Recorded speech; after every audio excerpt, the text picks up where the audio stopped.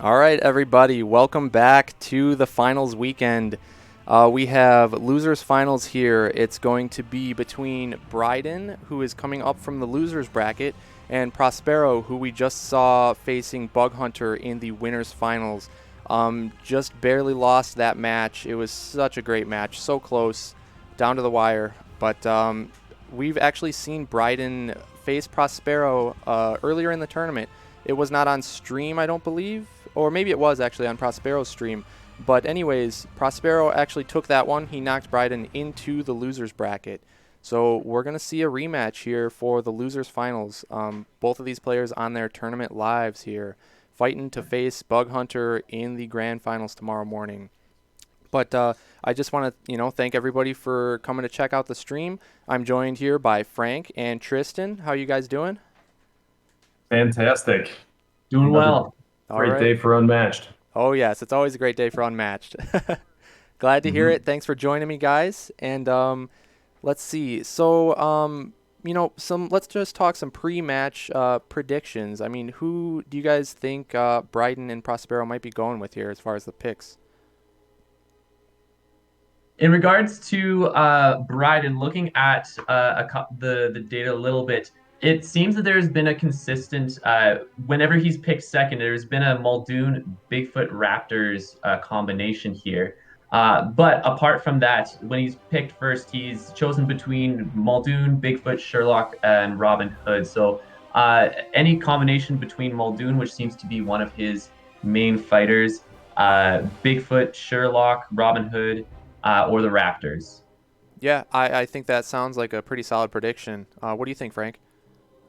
yeah, absolutely. I think, looking at his history, the whole Jurassic Park set for sure. I'm expecting him to end up with either Robin Hood or Muldoon. We know he took one of the wins last night with Robin Hood. So for sure, I think the other, for Prospero, looking at his match history as well, I was surprised to see that he's actually uh, won the most games with Beowulf.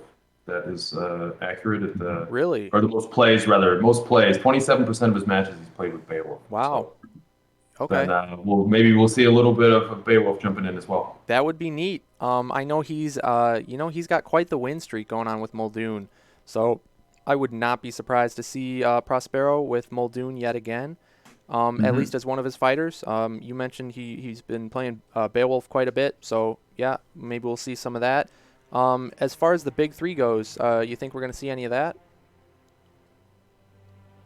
There seems to be a trend, especially with looking at some of Bryden's history, that the big three will be shown. So I can anticipate there being an appearance for sure.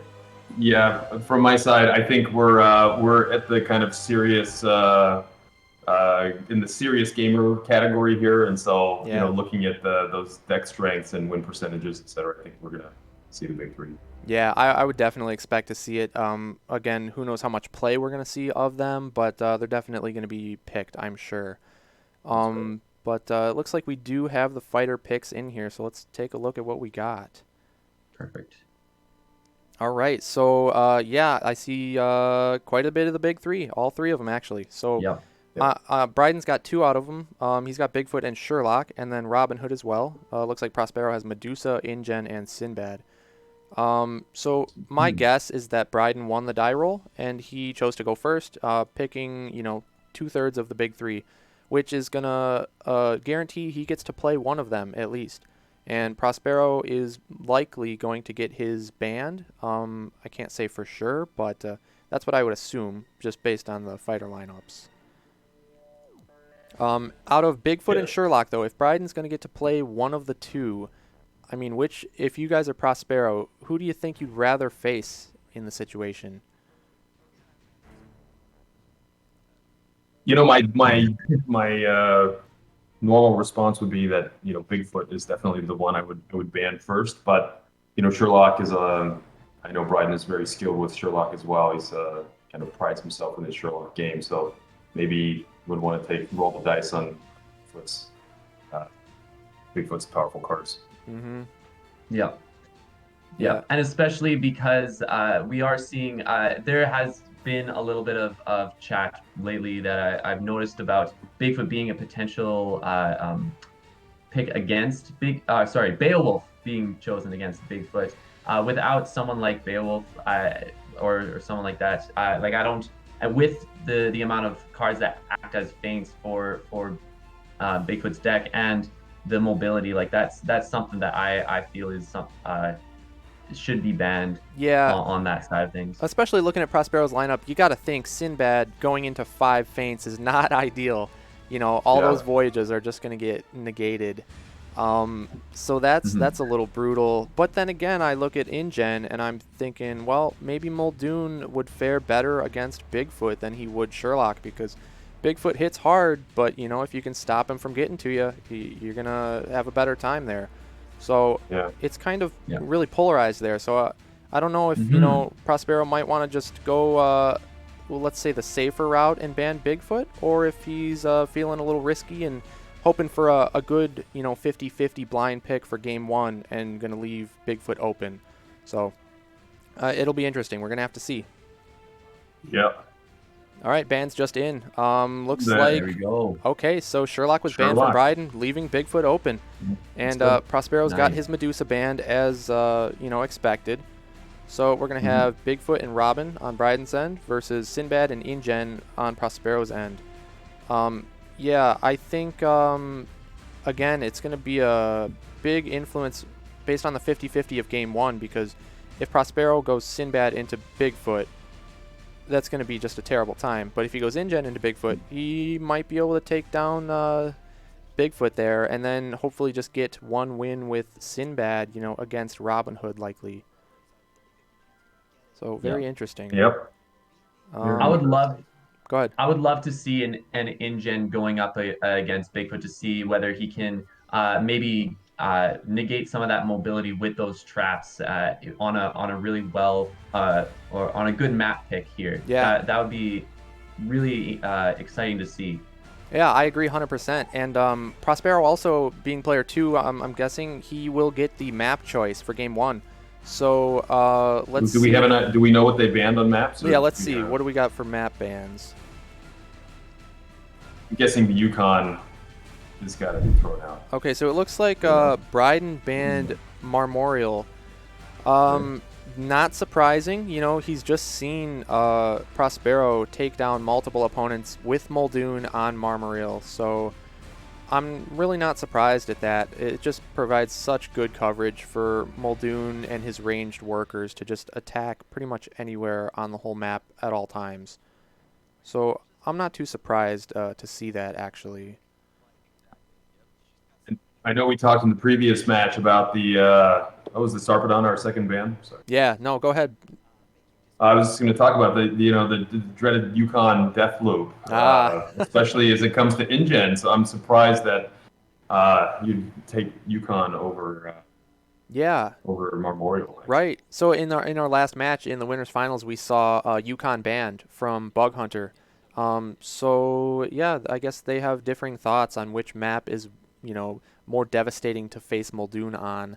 But I guess yeah, leaving Yukon open could be risky because, again, Prospero might be able to get a Muldoon into Bigfoot match set up and pick the map and have that advantage. So, but again, looking at Sarpedon here, that would be the ban from Prospero's end. Thinking about that, he has Muldoon and Sinbad. So let's see. I guess Bigfoot on Sarpedon can draw extra cards very easily because of all the different spaces where you could be adjacent yet still in different zones. Yeah, like looking at the blue and the green there, and then the brown and the red, the brown and the yellow, the red and the purple, purple and blue. You got a lot of spaces where Bigfoot could still pull off his extra draw ability. So I'm guessing that's probably why he bans Sarpedon. Yeah, I totally agree there. Yeah.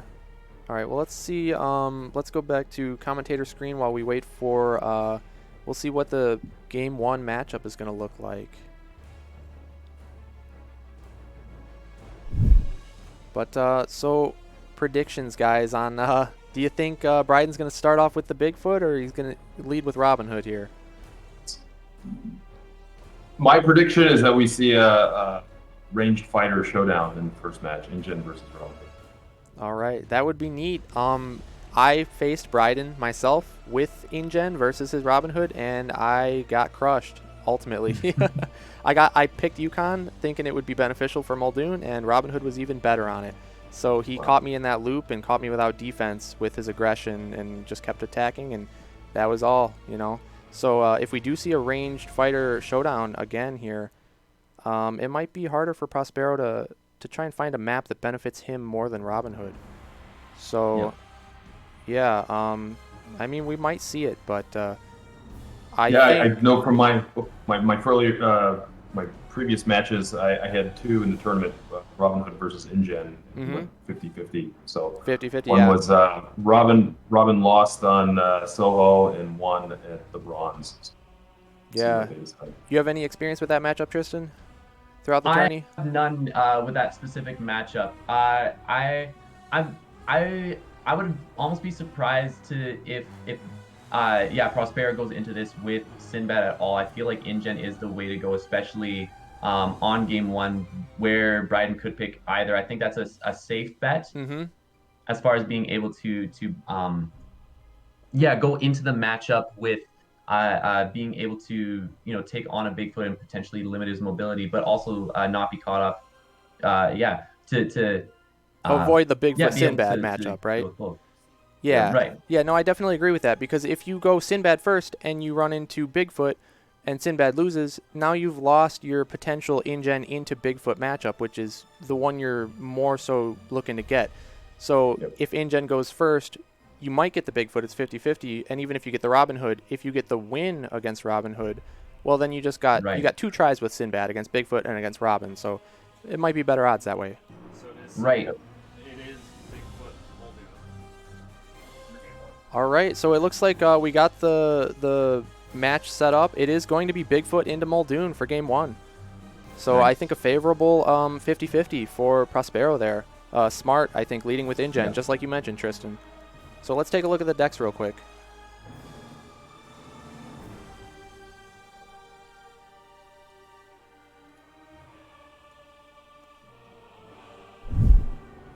All right, so looking first at Bigfoot, I mean, you can see on the left, his deck list isn't even that long because he has so many duplicate cards, and they're just all killer cards. I mean, you got the larger than life, it's just a flat 6. That's like having 3 Excaliburs in your deck.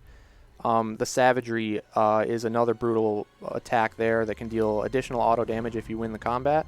Great for token, 1 HP sidekicks like Muldoon has. So if he's able to land a Savagery and kill off a couple of workers at once, that'll be huge. Jackalope Horns, of course, a key Bigfoot card, moving through people and dealing 2 damage. That's just brutal. There's 3 of those in deck, so that's 6 undefendable damage that Prospero's going to have to worry about. And then, of course, It's Just Your Imagination. That's like having 2 extra super feints in your deck. And then the Hoax, you can, again, just defend and move through. So he could use the Hoax on defense, move through workers right up to Muldoon, ready to attack him twice come Bigfoot's turn. So that's definitely something Prospero's going to have to watch out for.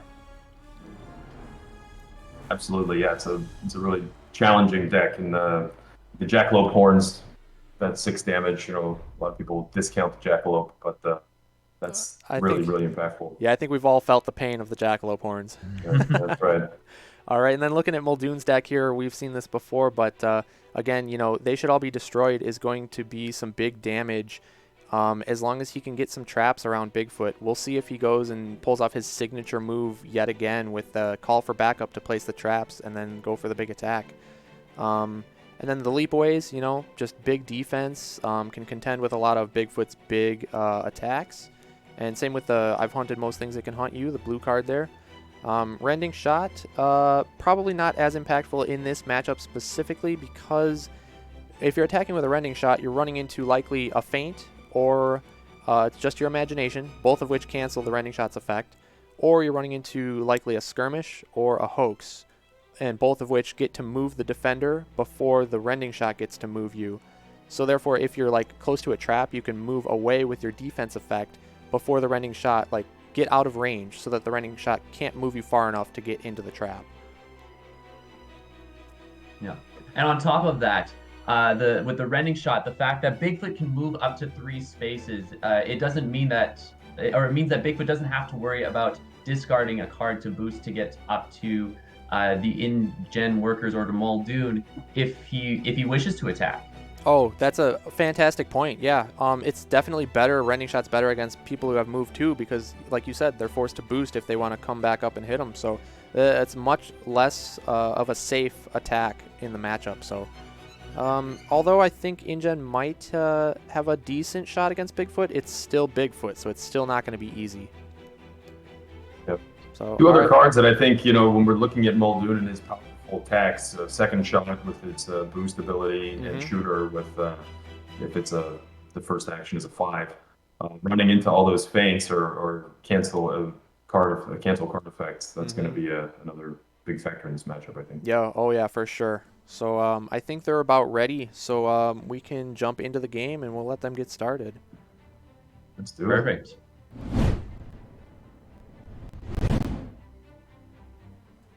All right, cool. We are all set up and we're good to go. So we can go ahead and get set up. So I'm player 1, you're player 2. Don't forget to shuffle. Yeah. So not very surprised. Prospero is player 1 here. Yeah.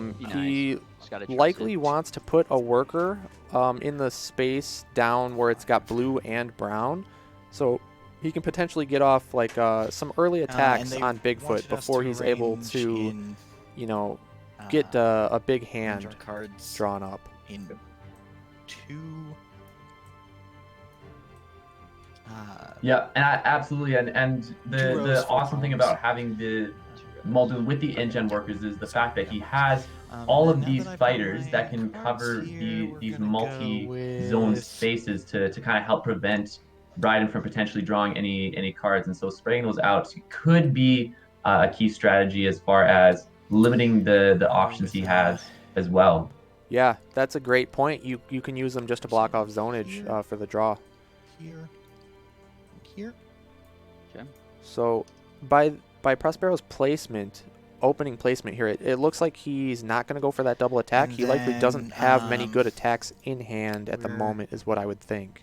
Yeah, and then you can put your. Or else I would have expected him to put one in the brown there. Yeah. And able to attack, Bigfoot right away. Yeah, agreed. Yeah, based off the card draw, it may not allow for him to have such a chance to be able to get some good attacks in while he can. So absolutely, if he can bunker down and even if Prospero were to have an early Jackalope Horns, prevent some of that automatic damage that Bryden can't defend against, like that could be a viable strategy as well. Right. So we'll see what happens. What do you think about the map choice, Sherwood? All right. Any surprises there? We're good. So let's get this party started. It's a little surprising. I'm surprised we didn't see Yukon, honestly. Yeah, me too. I'm going to trap here. All right. Why are the traps so big? Yeah. Well, it was Prospero who had picked this map, correct? I'll just move it if I need to see. Yes, Prospero did pick the map. Yeah. I think this is a pretty decent choice. You have some areas that you can block off with the traps, forcing Bigfoot to trigger some of them. And again, with those multi-zone spaces, being able to cover that and potentially prevent Bigfoot from drawing extra cards and using that ability to get that card advantage, like it could work out in the end. Yeah, it'll be very interesting to see what happens in the next little bit. 2, 3.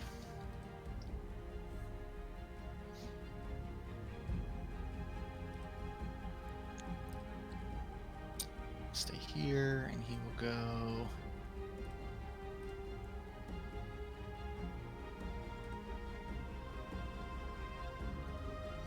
One, 2, 3.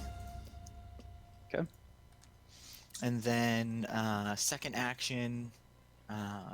All right, so we see a maneuver first.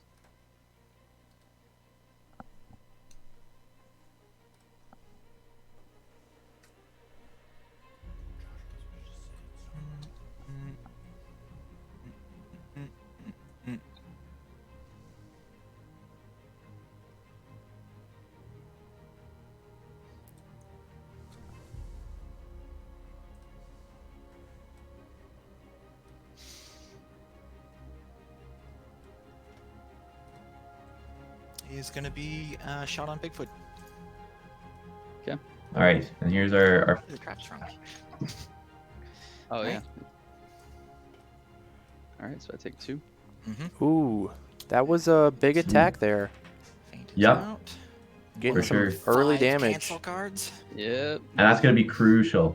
Yes. All right. Return. So was that was a leap away into a feint, if I'm All right, correct? gonna maneuver. Correct.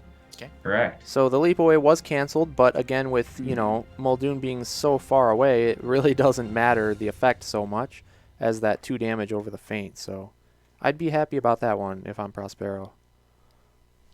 Absolutely. Let's see here. Any damage you can get off, especially against Bigfoot, like you want to make sure you can hit him, and that's going to be important in this game. Oh, yeah. Yep, you got to take your shots as you can get them, because All right, I'm gonna have you might Bigfoot not attack get a that whole worker. lot of them. Right? So Bigfoot attacking a worker, I would expect the worker just to take the hit and get killed off, because he's got so many strong attacks, it's hard to even defend it. Block. Right. But he is going to defend. Ooh, wow. Ooh. That was really, Draw a card. really Yeah, I get well to called out by Prospero. Move one of the Mhm. fighters. Calling to the Bryden's opposite bluff place. there. And that fighter Yeah. is going to be. So now, if that worker Bigfoot? would have died, Bigfoot would have been able to draw at the end of his turn, because then there would no Like longer so. be a worker in that like pink zone And then. or orange.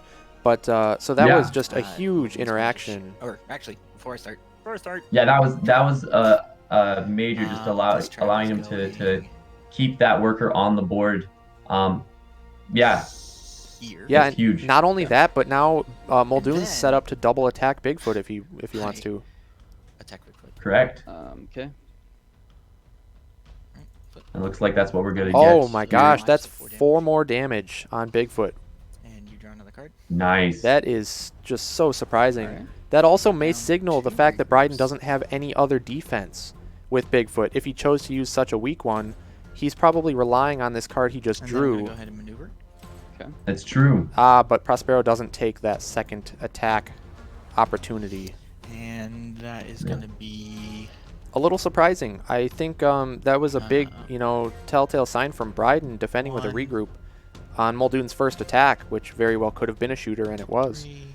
So maybe Prospero just didn't have any other attacks to use. Oh, 2.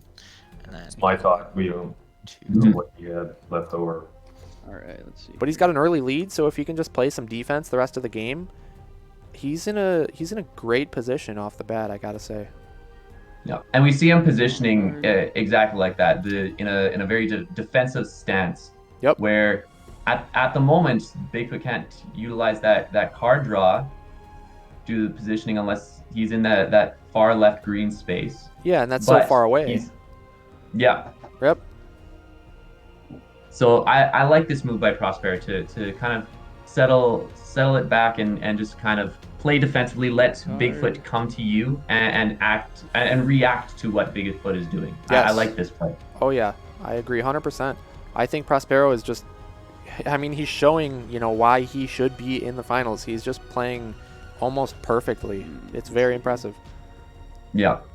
Well, and we saw it in the winners finals, that first game where he was able to just take control of the pacing, and we're seeing that on display here. We'll see if that can continue throughout this game, or whether Bryden can have an answer to some of this very shortly. But yeah, Prospero has done a really good job with pacing regarding using Muldoon to force Bryden to Yeah. be on his toes almost, Oh. on his heels, I guess. Yep, putting him on the back foot, There we go. Yeah. I'll end. Yeah, he's doing a Yeah. great job of that. I'll end here. All right. Your turn. He Okay. forces Bryden to double maneuver. Doesn't even get an attack in. Now, if Prospero wants to double maneuver, he's up to 6 cards in hand. He can get another defensive, position going, and Bryden's likely going to have to just attack a worker, and not even Muldoon. Absolutely. I'm actually.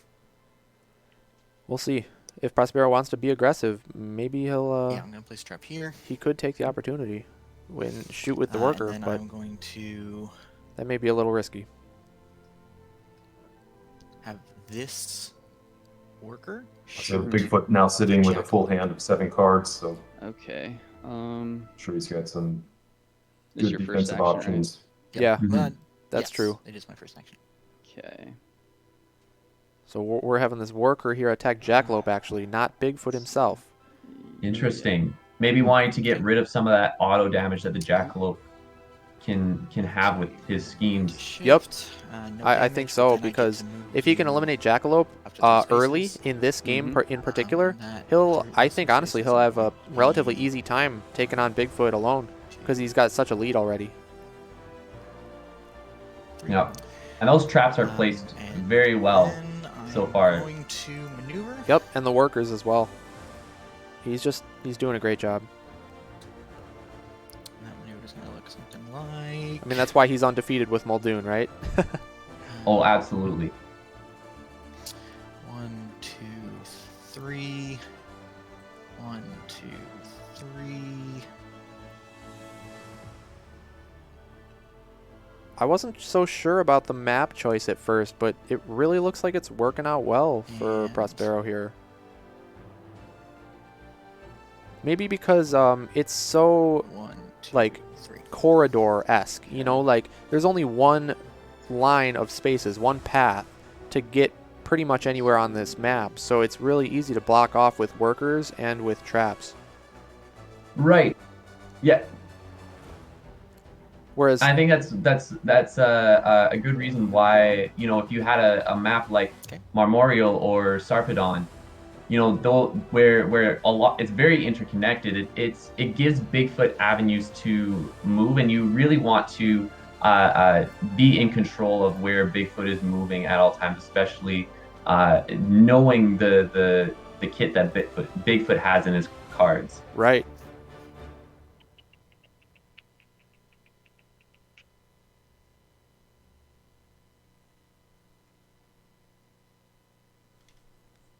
That draw was from your maneuver, yeah. Correct. Yep. I'm going to move here. So Bryden's maneuvering. The problem here is if he even wants to attack that worker, he's got to run Bigfoot into a trap and take some auto damage and give Prospero an additional card in hand. So it's not looking too great. Yeah, Bigfoot's gonna eat this trap. and it looks like he's gonna activate that trap. He is, Pop. okay. 1 You damage. draw a card, and then I'm going to let's see what I want to do here. I'm going to Yeah, as much as you don't want to give Prospero another card, especially as you're about to attack a worker, like that seems to be the only great move at this point. I don't know what either of them have in their cards, but it looks like yeah, just taking out that worker, it will be That's dead. huge. He's very dead. Yep, that's So- yeah. Bryden so didn't have a very dead. ton of great options there, so I mean, like he Dark took the best one he had.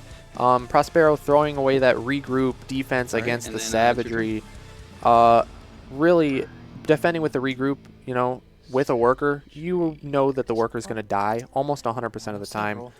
So Yeah. he just My wanted to cycle turn. that regroup, I'm guessing, to get a better card. Get that better. Take advantage of the card draw. Yep. Just swap, essentially swap the regroup for hopefully something better, maybe a stronger defense or a big attack. Although Bigfoot is currently not in Prospero's zone, so Prospero is going to have to maneuver if he wants to attack. Oh, yeah, I already drew the card, so I forgot to place a trap. That's okay. It's okay. I'd be curious Hold whether on we here. see yet another double maneuver to act Um, defensively to all this and just get put into a good position yet again. Yeah, right, because he was at 5 cards starting the turn, so he could very well afford to maneuver twice, just up to 7 cards, full hand, and just sit back. And then But this worker. I shot like Beowulf, the or aggression. Bigfoot. I like the Yeah, aggression. well, You know, Bigfoot has huge defenses, but they are limited. let's You know, see here. if you run through them, you're going to get some damage in. Absolutely. I wouldn't be surprised to see a rending shot here because Tristan, as you mentioned earlier, with Bigfoot's 3 movement, it's not as good in the matchup.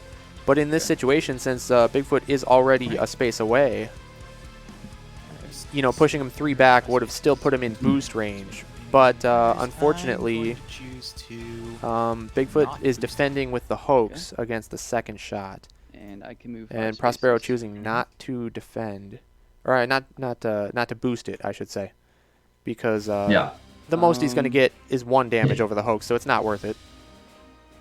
for sure. There are better ways to utilize the cards that he has, I presume. 1, 2, Yeah, 3, just 4, 5. wait Yep. for another opportunity. All right. My Yeah, turn? exactly. It is. Okay. I think Prospero was smart, though, because he did position correctly here to where, in case Bryden did use a hoax to defend, Bigfoot still cannot get to Muldoon, because he's got to attack through the worker first. So, what I'm thinking right here, if Bryden has it, he may go for a disengage attack to kill off the worker, and then use disengage's effect to move up to Muldoon, and then hit Muldoon himself. But that would also use 2 cards out of his hand, leaving him with only 3. And Muldoon would be able to double attack Bigfoot, so it may be a little risky, even if he does have it. Mhm. Okay, I'm going And to. especially if he attack that if he doesn't choose to defend against the worker, if he chooses to let it take the hits, then he will have the card advantage as well. Yep, exactly. So I think that's what he's debating right here. Looks like Bryden is doing the attack on the worker. I would not be surprised to see Prospero let it go. Yeah.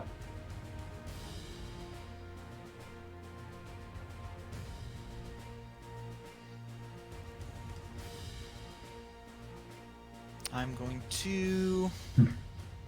He's hovering over the card. Yeah, Kind of this debating. is a big choice. Yeah. Not block.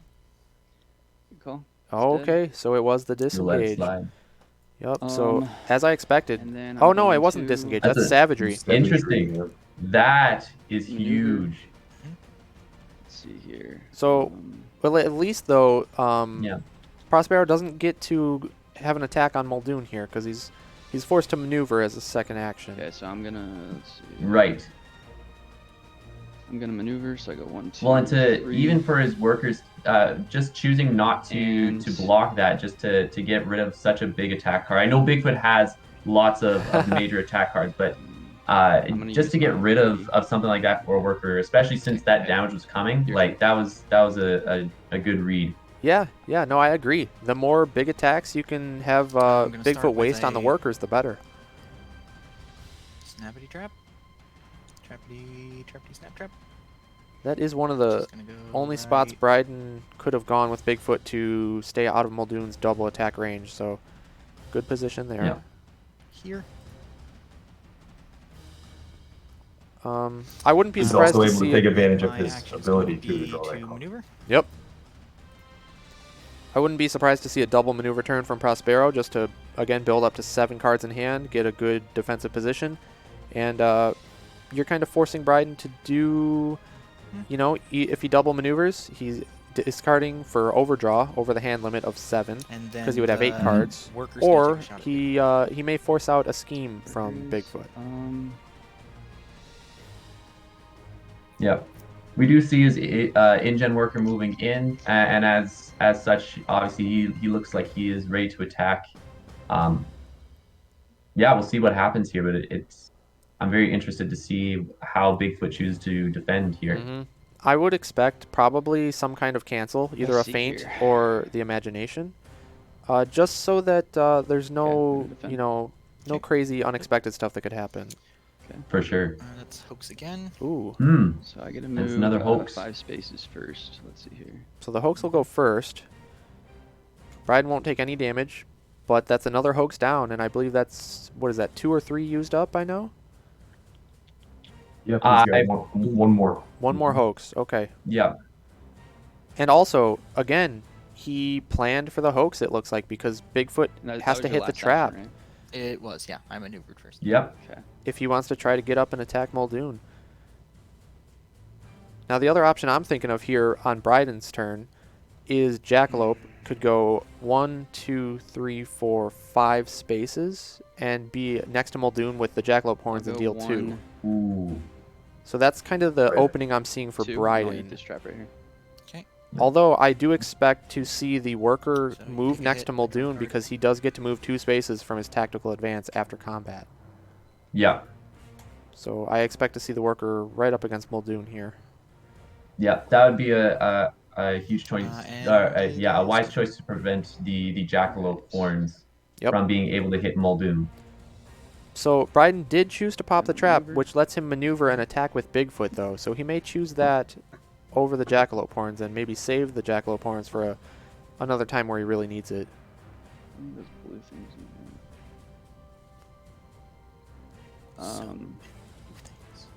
there. Those defenses. I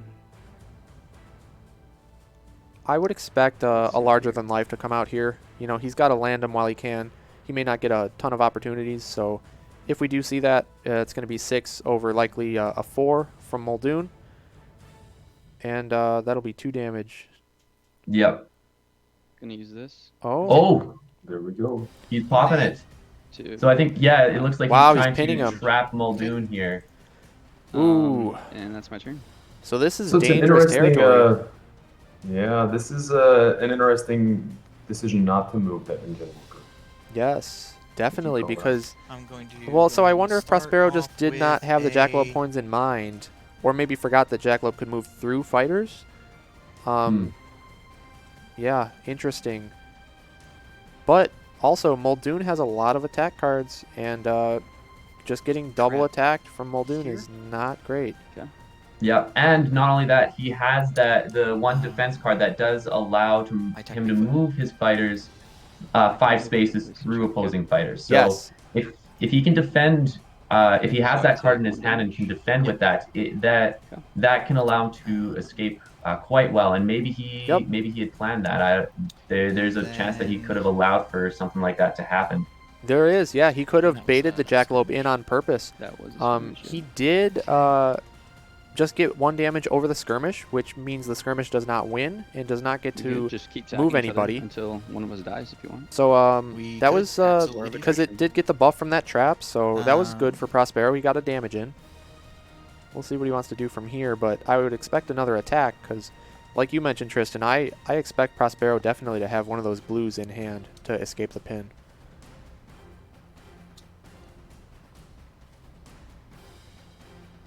On top of that, he also still does have the rending shots. So any no attack again. defensive movement card Bigfoot uses, the rending shot goes after. Ah, All right, I take 1 damage. All You right. did attack Bigfoot, right? So Prospero really was trying to bait out a big defense, likely a hoax, or one of Alright, Bigfoot's cancels my with turn? his feint. it is. But sadly, he only hit a Okay. regroup. Let's see here. Honestly, though, hitting a regroup may not have been bad because Bryden might Alright, not have a ton of Bigfoot's gonna defense. attack you. And if that's the case, he will probably choose to back off and let Prospero Okay. out of the pin. Okay. All right, Mhm. so you take 2. Oh, All right, it there's looks like the we're first. gonna hit. Yep, the Larger first than larger life. than life. We got the 6 And over the leap away let's see 4. here. So since leap away And did that not was- win, there's no effect there. That's right. That's the final leap away. Yeah, because he used, was it 2 of them to attack with? I'm going to Or he used go for it. I believe so. Yes. 1 to attack over the feint, and then maybe 1 to defend to push Bigfoot in. Oh, he used 1 to Let's defend a see worker here. and push Bigfoot back Hmm. into attack range Um, earlier. Yes. So yeah, looking at the Muldoon's defense options, he really, Not a lot. for the sizable defense, he's got the 200 most things that are both 4, but otherwise, not much. left Yeah, over. he's got what? 2 more feints?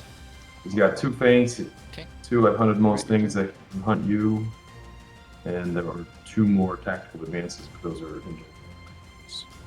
Yeah. So not a lot of defense left from Muldoon, but if Prospero can keep up what he's been doing and just make it I'm hard going for to Bigfoot to scheme get and to him, play Remote detonation. then he'll be fine. To destroy this trap. Okay. So you'll take There's 1 a and- remote detonation. Okay, so that lets him, choose a trap in the same zone as the InGen worker, which is right up here. So in that yellow zone, worker was able to pop the trap and deal a damage to right. adjacent fighters. So dealing 1 to Bigfoot and also drawing Prospero a card. And then shoot Bigfoot. And we got Shooting another Bigfoot. attack. He's really putting on Second the aggression. Mm-hmm. But I think that's probably the correct play. I'm sad. I'm not sure he has many other Just options explode right the now, trap depending on first, what's in which his is hand. blank. He's True, stuck. yeah, because he is still stuck in the pin. It's not that.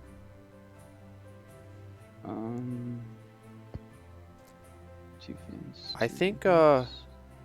he's gotten Bryden low too. Bryden might be a little bit I'll worried take here. it. Ooh, Okay. So that's 3. that was For a running huge. shot. 3, and he could push him into And the then trap I and get put to move Bigfoot you at with 3 1, and spaces. Bigfoot has no You do. healing. And That was is major. massive. 1, 2, 3 into this trap. Okay. Absolutely massive. And I will draw a That's card. huge.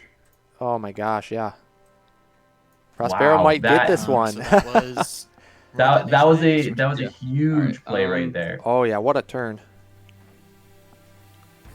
I Go really first. think Have to Bryden draw. didn't have any defense in his hand. I think he would have defended 100% of the time if he had any. So if Bryden runs double maneuvers here, he can draw 3 cards because he'll draw maneuvering, 2 from the maneuver, 1 from his My ability's ability. end of turn, so I have to. But Prospero still has 3 more traps, still has 2 call for backups, only needs to get like 1 trap damage on Bigfoot, and that's game over. And he can do that with a rending shot pretty easily. Yep. Or another remote detonation even. I was about to say, yeah, especially if or you get that combo where you have the call for backup and remote detonation like that. That in itself, if you can get in That a is the place where you can game. do that. Yeah, That's- that's game game. over. Yeah. Wow. Let's see what I want to do here. So, yeah, so I mean, Prospero, he can definitely close out this game pretty easily, but I think All right, from your turn. Bryden's perspective, what he's going to have to do to stay in this game is probably put the Jackalope to work here Alright. and start getting Jackalope in for some attacks and First action. have Jackalope pop the traps if Uh, possible so that you can clear him out for ooh, Bigfoot okay. and keep First Bigfoot action away from Muldoon's is zone, because the only trap. way he's going to pull off that trap into remote detonation Second, combo or that's not action. is if I Bigfoot play starts in Yeah. Muldoon's Then zone I maneuver. or in a worker's zone. All right. Right. Yeah, and the one thing I think that Bryden has going for him is the fact that the Jackalope can utilize a good amount of those the cards in his deck. There are a good amount of any cards that are shared between Bigfoot and the Jackalope, and so yeah, if he can utilize that to his advantage, that'd be huge. But Prospero, again, putting that trap there very strategically, it'll be incredibly tough to be able to move right to where Muldoon is and to get those hits right away. Yep. Yep. Now no, he's not able to attack Bigfoot here. He may want to just attack Jackalope and just keep pressure on Bryden, because again, if last turn he didn't have any defense cards, he did draw 3 cards, so he's likely to have drawn another, but maybe he only drew 1. And if that was the case and Prospero like attacks here and knocks to- that defense out of his hand, he's back to having 0 defense and maybe has to do another passive turn. Yeah, if I've counted correctly, we still have 2 skirmishes, 1 hoax. He's got 2 feints and 2. It's just Okay. your imaginations to cancel. It's And got I quite a few defensive choose- options still. Yeah, that's a lot. Well, there's a call for backup. 2. So I'm expecting draw and workers here. Place 3 traps, but I can only place 2. Unless I was just about to say, unless he places those traps right up to Bigfoot and Ooh. forces him to move out. Actually, not there. Here. Hmm. And then place. The only scary defeated thing Hydra now workers. is that One guy is here. that was the only... And one guy is. That's the last of the traps. So that Right. combo you mentioned, Tristan, is no longer online. He cannot do the call for backup into remote detonation And combo. It's your turn. Absolutely. But the fact that he has that InGen worker with the trap there, Bryden may want to get Bigfoot out as fast as he can. That threat is looming large, and so All right, we I'm gonna might draw. see a double maneuver You here. should step on this trap. Yep. Okay. Yeah, I'm tempted to. Bryden Let's says he's see, tempted to step on the okay. trap, I'm put himself out of his drawing, misery. And I'm boosting this. Okay. 1, 2, 3, 4, 5, 6. All right, so we maneuvered and and boosted with crashing through the trees, giving him 6 movement there. So Bigfoot got way away, but he's still in range Just of gonna keep that this trap worker. Okay. Yeah. And Jackalope will pop a Snap trap, draw. giving And Muldoon a then, card. Let's see. I'm gonna draw again. Okay. Bryden is Okay. maneuvering again, I believe, because he has to get probably out of this worker's range. Gonna I move would in, I I'm would gonna assume use my so, ability both to for the kill. card draw and just to All force right. Your if turn. Prospero wants to Full finish hand him off on stacked this up round, there. he'll have to Very discard a nice, card, very nice. and Not sure if I'd that call it can stacked, be but I huge. do have a full hand. Yeah, definitely. Well, then I'm gonna go ahead and Another move thing to note, though, is when we just ran through the defenses left for Bigfoot, which is gonna look he has like 1 hoax, 2 skirmish, 3. and then a bunch of his cancel cards, but his cancel cards are low value. So if he gets caught, you know, by Muldoon with one of his red 4s into one of his cancels, that's game over. So it might not be safe to even use those defenses at this worker point. is shooting. That's right. You're literally walking on the razor's edge here with All right. Yeah. one health point left. But if he uses a big defense, a 4 against a Cool. ooh, Oh, that was good for Bryden. That was risky. Down. Only It could have been a 3 rending more shot, could have cancel been cards to game. go. Yeah, it's gonna have 1 HP. All right, my turn. But the Yep. thing is, Okay, let's if see here. Prospero attacks with a second shot and Bryden uses one of his I'm 4s, gonna draw. as long as he has a card with a 3 boost value in hand to boost it, that will kill Bryden over the 4. yeah. So it's kind of a 50-50 in a way. You know, it's like Bryden wants to match up the feints, the cancels into the second shot, but he wants to match up the big defenses into the When I red move here, I'm 4s. gonna attack that worker. So he really is, you know, on razor's edge, as you said, Frank. Does he have any second shots left? So he used one that got... No blocks. He has 1 second shot left. Okay. It's Okay. 4. Worker's dead. Yeah, he did use one I'm that gonna got blocked by a put hoax, him and he chose right. not to boost it. But yeah, he has that one Right. more left.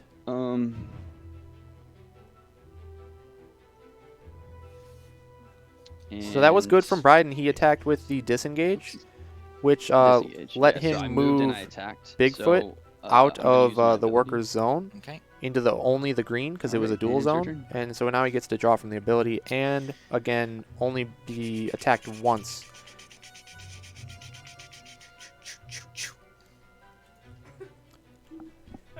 Maneuver. I'm also enjoying Prospero's wardrobe change from the earlier game. Oh, He's yeah, got let's, kind of full, full Rambo on us here. Right. Yeah, that let's is, comment on that. Yeah, he's ready. He is ready for this revenge match here. I'm loving it. Yeah. Yeah, I think a win for Prospero is This key worker. here, especially after Yeah. taking 2 losses in the Is this previous it? match. Okay. If you have This a could turn. be it. Does he have Second it? shot. Tactical advance? All right. There it looks like is. it's All there you go. right. That whole time I had no defense. Good until this last game turn. I all drew around. a Wow. and I just drew Wow. or I had a feint. But the Mhm. whole game. So when we let's were, like, listen right in real here, quick here. No Yeah. defense. When I was up here, I had 3 schemes in my hand and 4 attacks. Oof. So I was just eating attacks. Every time I defended with a regroup, that was the only defense I had. I was kind of getting that feeling. Yeah, I wouldn't draw any defenses. Like it's so bad. Regroups, feint. Towards the end here, this is what I literally just drew this, and then I had one of these. But yeah, it's just unfortunate not drawing any defense. All right. Yep, so, well, Bryden's right. Unfortunately, this was also how the last game went, where I won a game with Muldoon. Yeah, we'll see how this goes.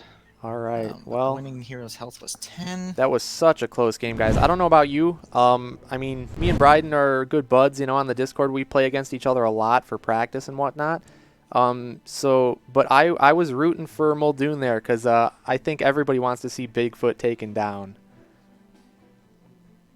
Yeah. And This is true. to watch Prospero just get a good hold of the pacing on that game was such a key part. Once he had gotten Bigfoot down to such a low health, and even at that last little bit, you know, Bryden did a great job at some reads defensively. But when at that 1 health, there's only so much you can do, and you have to play very, very carefully. You're on thin ice. So props to Prospero, and yeah, this is a huge win for him.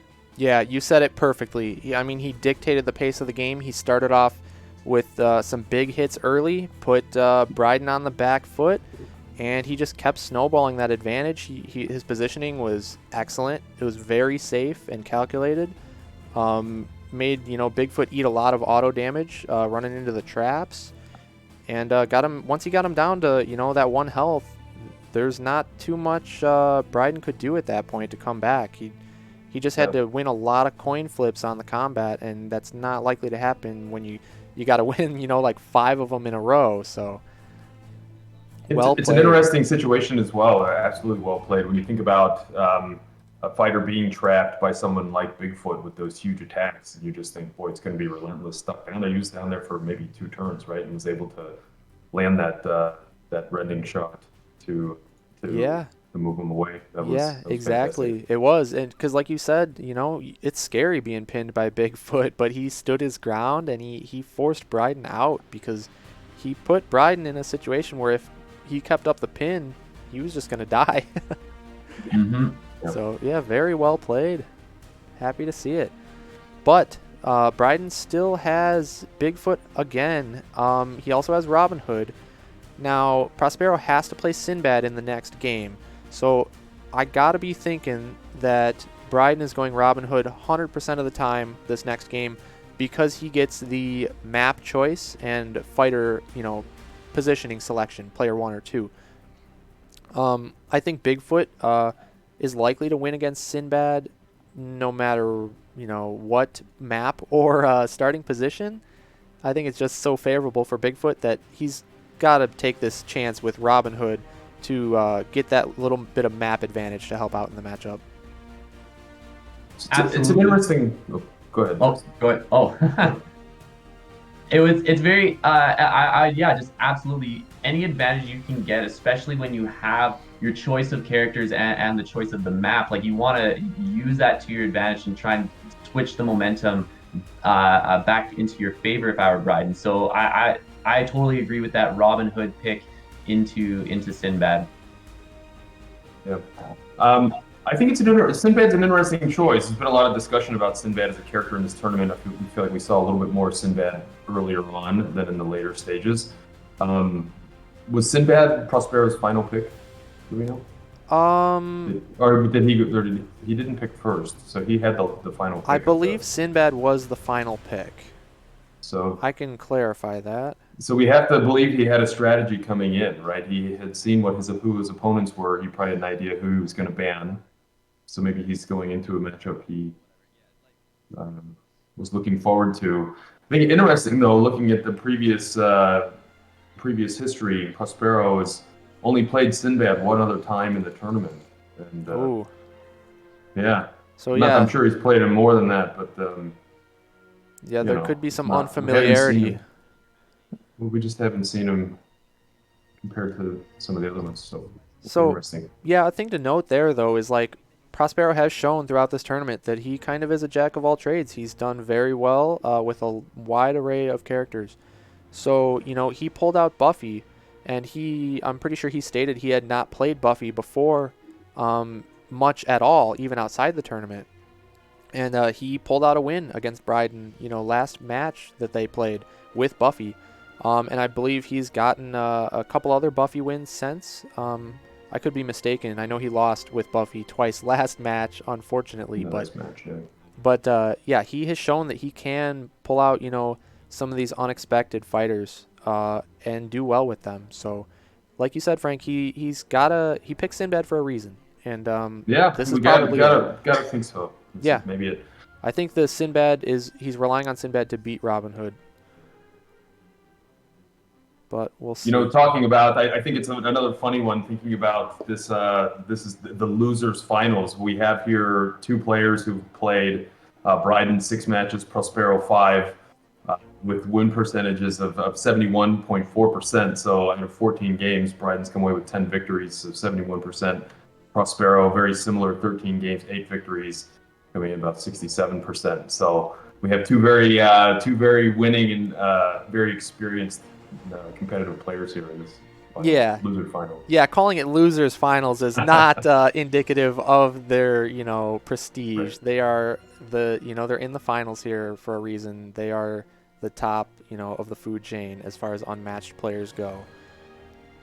So it looks like we got the next matchup in, and it is going to be Robin Hood, as expected, versus Sinbad. So, and it looks like they're going to play on Sherwood Forest. But let's go ahead and take a look at the Robin Hood deck. I don't know if we've seen Robin Hood yet in the finals. We'll take a look at Sinbad first. I don't think we've seen Sinbad as well in the finals yet. So let's see. Yeah. So looking at Sinbad, you can see so many unique cards in his deck because of all those voyages.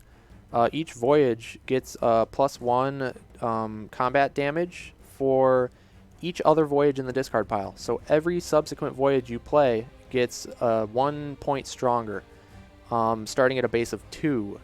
So, and they all also have their additional effects. So if you look at Voyage Home on screen there, that one actually gets all other voyages from your discard pile and puts them back to your hand. So that one's huge. It's a reload on all your voyages. It's best played, from what I've seen, when you have a large hand size, because then you take all of those older voyages, you draw up all of them, so you're way over the hand limit, and you discard some down to meet the hand limit again, reloading, like repowering your voyages instantly, and you just keep the ones with the effects that you care about, and you ditch the rest. And then looking at Voyage to the Island That Was a Whale and the City of Man-Eating Apes, both of those are, I would say, some of the key voyages, because that's one of them heal 2 for the whale, and then the apes is the deal 2 damage. So those are just hugely impactful for the health totals. And then you see Sinbad's signature scheme there, Riches Beyond Compare. It draws 3 cards. That's insane card draw. So if you try to do something like pin Sinbad, you better be able to keep up with that card draw, because that card is crazy. More often than not, I actually see it discarded as a boost to boost your maneuver, but in certain situations, that card can just be huge. And then I think this is actually the most important card in Sinbad's deck here, the Commanding Impact, just because it's a flat 5, and everybody wants to hold their feints until late game against Sinbad because you want to feint the super powered voyages. But when you feint the Commanding Impact and you take 3 damage when you expect it to block all of it, you're very upset, I would say. So I really think the Commanding Impact is huge. There's only 1 copy in the deck, but also Porter can use it as well. So oftentimes you expect Porter's attacks to be a little bit weak because he has a lot of 3s. And that 5 can really catch you off guard. It also draws a card. And fun fact as well is the Commanding Impact is the only card in Sinbad's entire deck with a boost value greater than 1. So all of his other cards are either a 1 or most of the voyages, I should say, do not even have a boost value, so cannot be used to boost. Only Voyage Home can be used to boost. That's right. Yep, and in doing that, you give up, though, one of your best voyages, being able to get all the others back. So it's a bit risky, but it can also catch people off guard because not only do you get that 1 boost to your maneuver because of the boost value, you also get an additional movement boost because now it's in your discard pile, being one of the voyages. I guess we didn't mention that, but Sinbad's passive special ability is his movement also increases for every voyage in his discard pile. So he becomes just almost unstoppable. He can almost hit you from anywhere on the map at any time after he gets enough voyages in there. Yeah, I think a key part against facing Sinbad is making sure you can once you get to that mid to late game, anticipating when that Voyage Home comes and whether Sinbad can use that Commanding Impact to potentially draw feints out as well and utilize that, because that's a huge card right there. Yep, if you get Voyage Home feinted versus Commanding Impact, it's a world of difference. So yeah. That's exactly right. I mean, that could be the difference in the game. I think also calling out the board choice. We're back in Sherwood. That's a challenging. It takes away some of the advantages of Sinbad's massive mobility. That's true. In the voyage. Yeah, we'll bring up Sherwood again and talk about that in just a second. After looking at Robin Hood's deck here, though, he also does not have, kind of similar to Bigfoot, he doesn't have a whole lot of unique cards there, so a little more predictable. Although that's kind of a hard thing to say when it comes to Robin Hood, because if you see Highway Robbery in the bottom left of the key cards there, That is one of the biggest things with Robin Hood. It's an outlaw-only card, but it cancels all effects and ignores the value of your opponent's card and would deal 2 damage through. The only card that can really stop that for Sinbad is going to be a feint. So Sinbad is going to want to line up his feints to be used against outlaw attacks so as to hope to stop the highway robberies. The feint canceling them because they're both immediate effects and defenders always goes first. So the feint is the only defense against highway robbery. Otherwise, you're better off just taking the hit. But if you take a hit and it's not a highway robbery, it's something like an ambush or a wily fighting, as you can see up there, you're in for some big damage. So it's very risky. It's quite the mind game that Robin Hood has over you. And if you just look at Hunter's Eye, it's just a massive attack for Robin. He's got 3 of them in the deck, so that's where a bulk of his damage comes from outside of the highway robberies. And then looking at Defenders of Sherwood, that not only draws him a card on defense, but it can also return one of the defeated outlaws back to Robin Hood's zone. So he starts with 4 outlaws. The defenders, there's 2 in deck, so he can have a max of 6 outlaws throughout the game, which is quite a bit. And it's also an any card, so the outlaws can even use it to defend themselves. Yeah. The thing I like about both of these characters and what's going to be interesting is those mind games that you mentioned earlier between, if an outlaw attacks, whether that's a highway robbery or something else to try and draw out a feint. And just being able to, that whole when to play feints is going to be a key factor to this game with both Robin Hood and Sinbad. Completely agree, Tristan. That is, I think, the key strategy is if you have that feint, you're deciding is it going to be really painful and take that 2 damage, or can you use that feint and block it out? We've also had instances where you end up with we're going to jump to the board here. But, like you were saying, Frank, I think if you have a feint, you probably want to use it against an outlaw. But the problem comes when you only have 3 feints in deck, so you may not always have one when you want it. But yeah, and then looking at the map here, we're going back to Sherwood, so we're familiar with this map. Interesting. It is interesting, though. Yeah, I agree. The worst is that feint. If you decide not to feint and it ends up being a snark or a wily fighting, then you're really feeling it. It's like the double whammy. Definitely. Yeah. Why do you think Bryden decided to go back to Sherwood here? I think, like we had stated earlier with the InGen Bigfoot, it's very corridor-like, so you can utilize those outlaws to position them in places where it might limit the mobility of Sinbad, especially when he gets the voyages in later on in the game. He may not be able to utilize that movement if he has outlaws blocking the necessary paths for him to get right to Robin Hood. Yep. I agree 100%. It's very similar to what we just saw with Muldoon, blocking off with the Outlaws, blocking Sinbad from being able to reach him. If it was more interconnected, like Yukon or Marmorail, then it would be pretty easy for Sinbad to just run around the Outlaws and still get to him. I'm afraid Fate would be 2005. Great. All right, so they're just getting set up right now. So we'll have game 2 set up in just a moment. But I don't have too much experience personally with this matchup. Do either of you guys? I was actually looking. I was going back to our stats sheet, and we've been, for those probably most of you know, there's a kind of open source collection of match results. And so Sinbad is looking like he's the disadvantage, at a disadvantage, at least from the existing results, with a 41% win percentage against Robin Hood. So we'll. I don't know that I have a ton of experience with this one. I think the key is the timing of those feints, like we've said before, and I think we're going to see the use of the outlaws to block some of those big movements from Sinbad as well. Play a big factor. Interesting. You said it 41% for Sinbad disadvantage. That's right. Yeah, that's pretty rough. I'm surprised that Prospero would pick Sinbad into an unfavorable matchup because, like we mentioned earlier, that was Prospero's last pick, so he had full information on Bryden's roster, and he obviously was picking Sinbad as a counter. So I'm just surprised that we would see a counter be, according to the data, at a disadvantage. Yeah, other options that he would have had that would have had a higher win percentage who weren't picked already. Dracula at 59%. Yeah, I think Dracula is good against Robin, but maybe Prospero is not comfortable with Dracula in general. He is definitely a tricky fighter to face, so it could just be an unfamiliarity issue there. Yeah, The only maybe one higher, Little Red, but she's guessing the play count is low. She's at 78%. Yeah.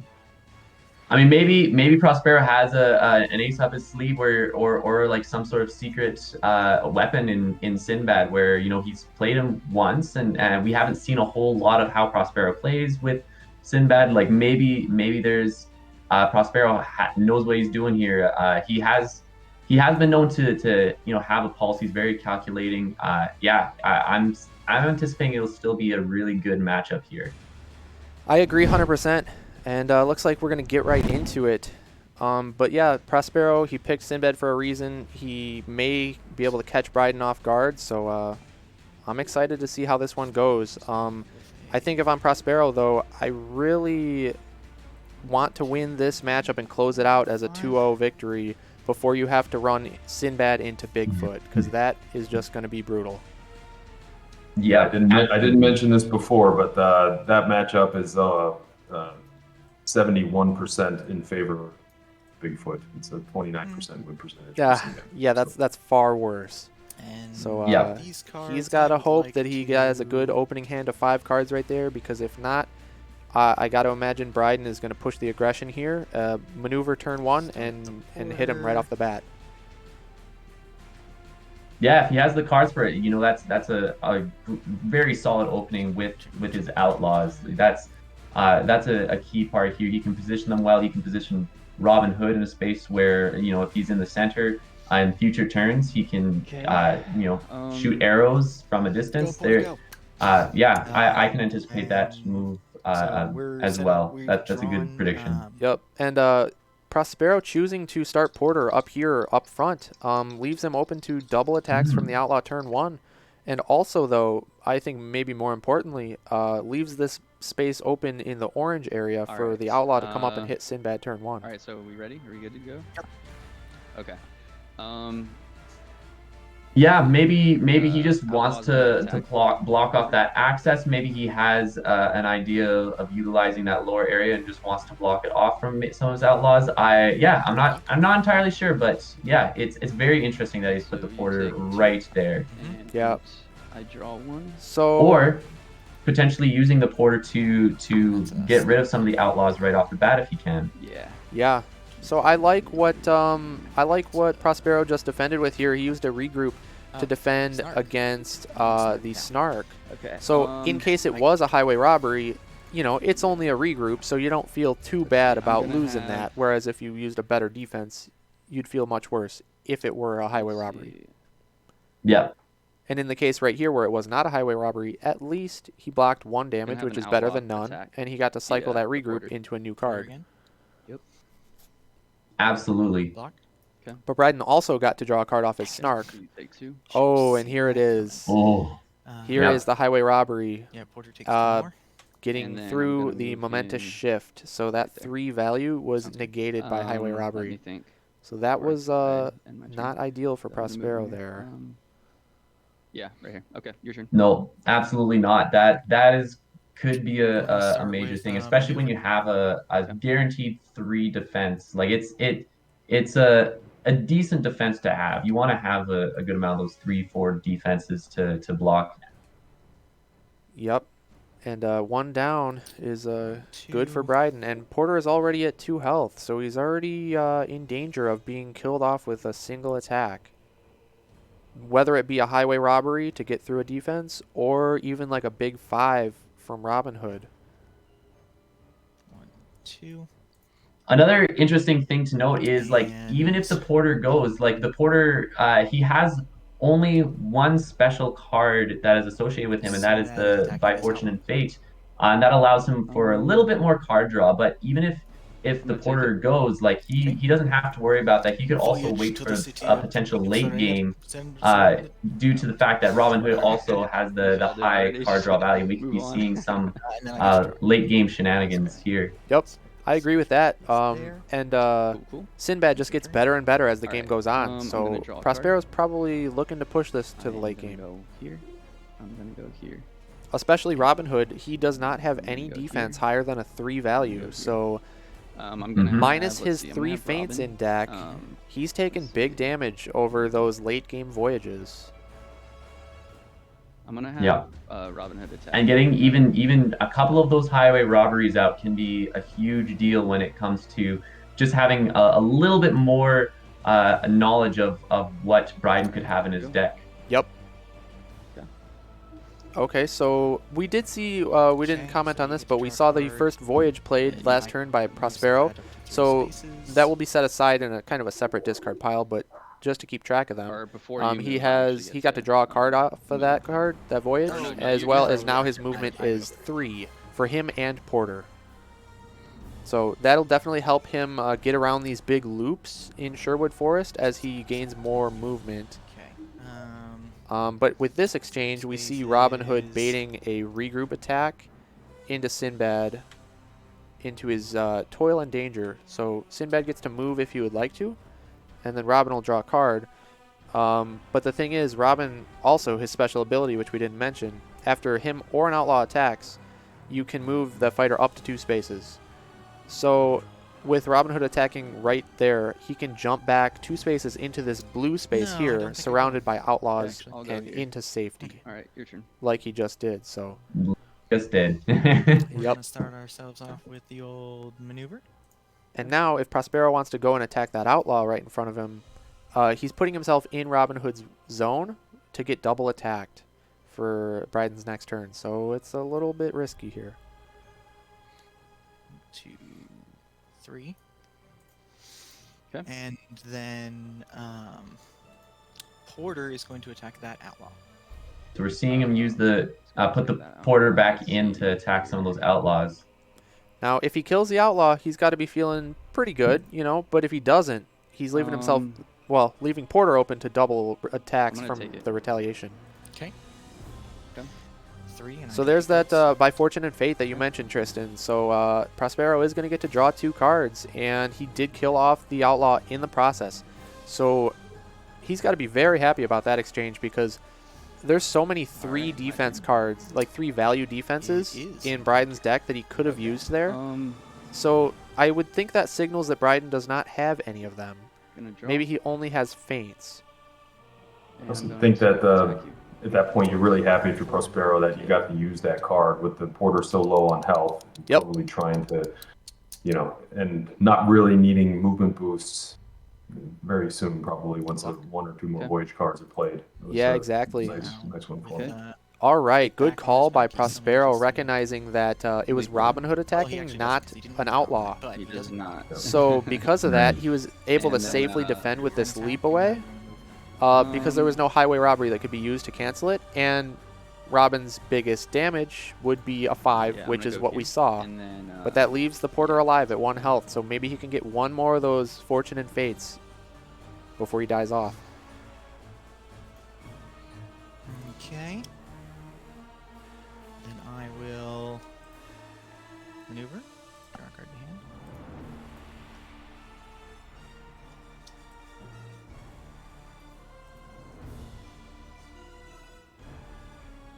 Did you hit Sinbad for damage? Yes. I'm assuming if you took damage. Yeah, because didn't I hit you first turn? Yeah, you took damage. You didn't attack Sinbad first time. You see him rifling through the Um, discard pile. It's knowing which cards the opponent has is super key Well, as if those far are the as only attack cards planning you out played, I where don't think so. which avenues Because I you think have Outlaw, in order to Highway win, Robbery was and Porter, that's the Hunter's Eye was just now Porter. it's good to Snark was see Porter, that so- here. and then Yeah, Group yeah, wouldn't Tristan, have you been. said it perfectly there. Any, Yeah, So real good Sinbad, player I was is wondering if I definitely was going to supposed be to tracking the but decks and tracking what the opponent has left, So, because I if they can check, boxes off and say, okay, well, you don't have any more of this card left, You just know I think I the opponent has less options, and it's less calculations did. you kind of have to do in your head So when maneuver, deciding like which that, attack or and defense card to be used. 1, 2, 3. Okay. And then Looks like Porter's going to go in to attacks try to outlaw. do a repeat of what he Okay. did last What turn. could this be? Kill off another outlaw, you know, stay yeah. out of Robin Hood's zone, and maybe get some card draw in. But I wouldn't be surprised to see Bryden defend this one after seeing Okay, what I'll play happened last this. time. Yeah. Here we go. Okay, so I draw Mm. one. Okay, so we got the Nice. Fortunate Fate into the Defender of And I Sherwood. place, That's the first guy Defender of back. Sherwood we've seen, I believe, right? Okay, let me draw. Yes. Yes, that's right. Okay, so there's one more left in deck. So And I place the guy back in Prospero the gets to draw zone. 2, and Bryden gets to draw 1. But Bryden also gets to revive one of his outlaws Okay. in Robin Hood's zone, so he's going to put it in the blue right there, Let's see here. which completely cuts off access to Robin Hood himself. So that was good placement there.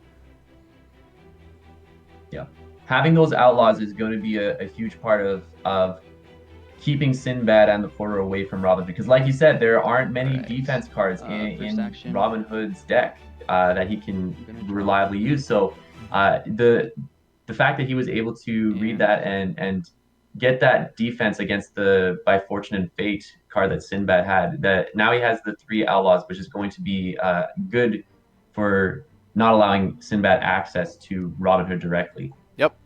Yep, 100% correct. And later game, it's harder for Bryden to defend those outlaws against Sinbad because he gets stronger and stronger with those voyages. So it becomes more and more risky to defend the outlaws as the game goes on. and So, let's see here. you know, smart of him to defend I'm this gonna time have- after seeing what happened last time. This outlaw attack Porter. But I think we're going to see the end of Porter right here. Yeah. Damn. Wow.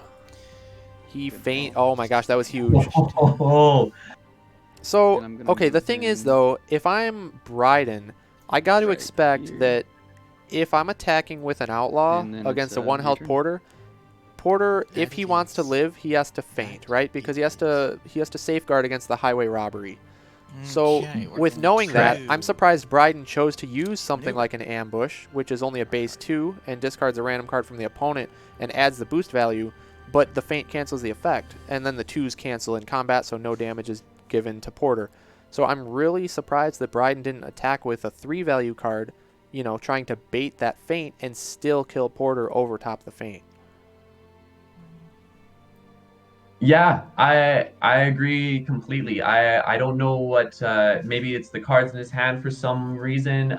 Maybe yeah, I have no idea. But it seems like if you can get that shot just to get rid of the Porter, because he has been a little bit of a pain for Yeah. these outlaws. He really has. It's and it's just continuing. Outlaw. Yep.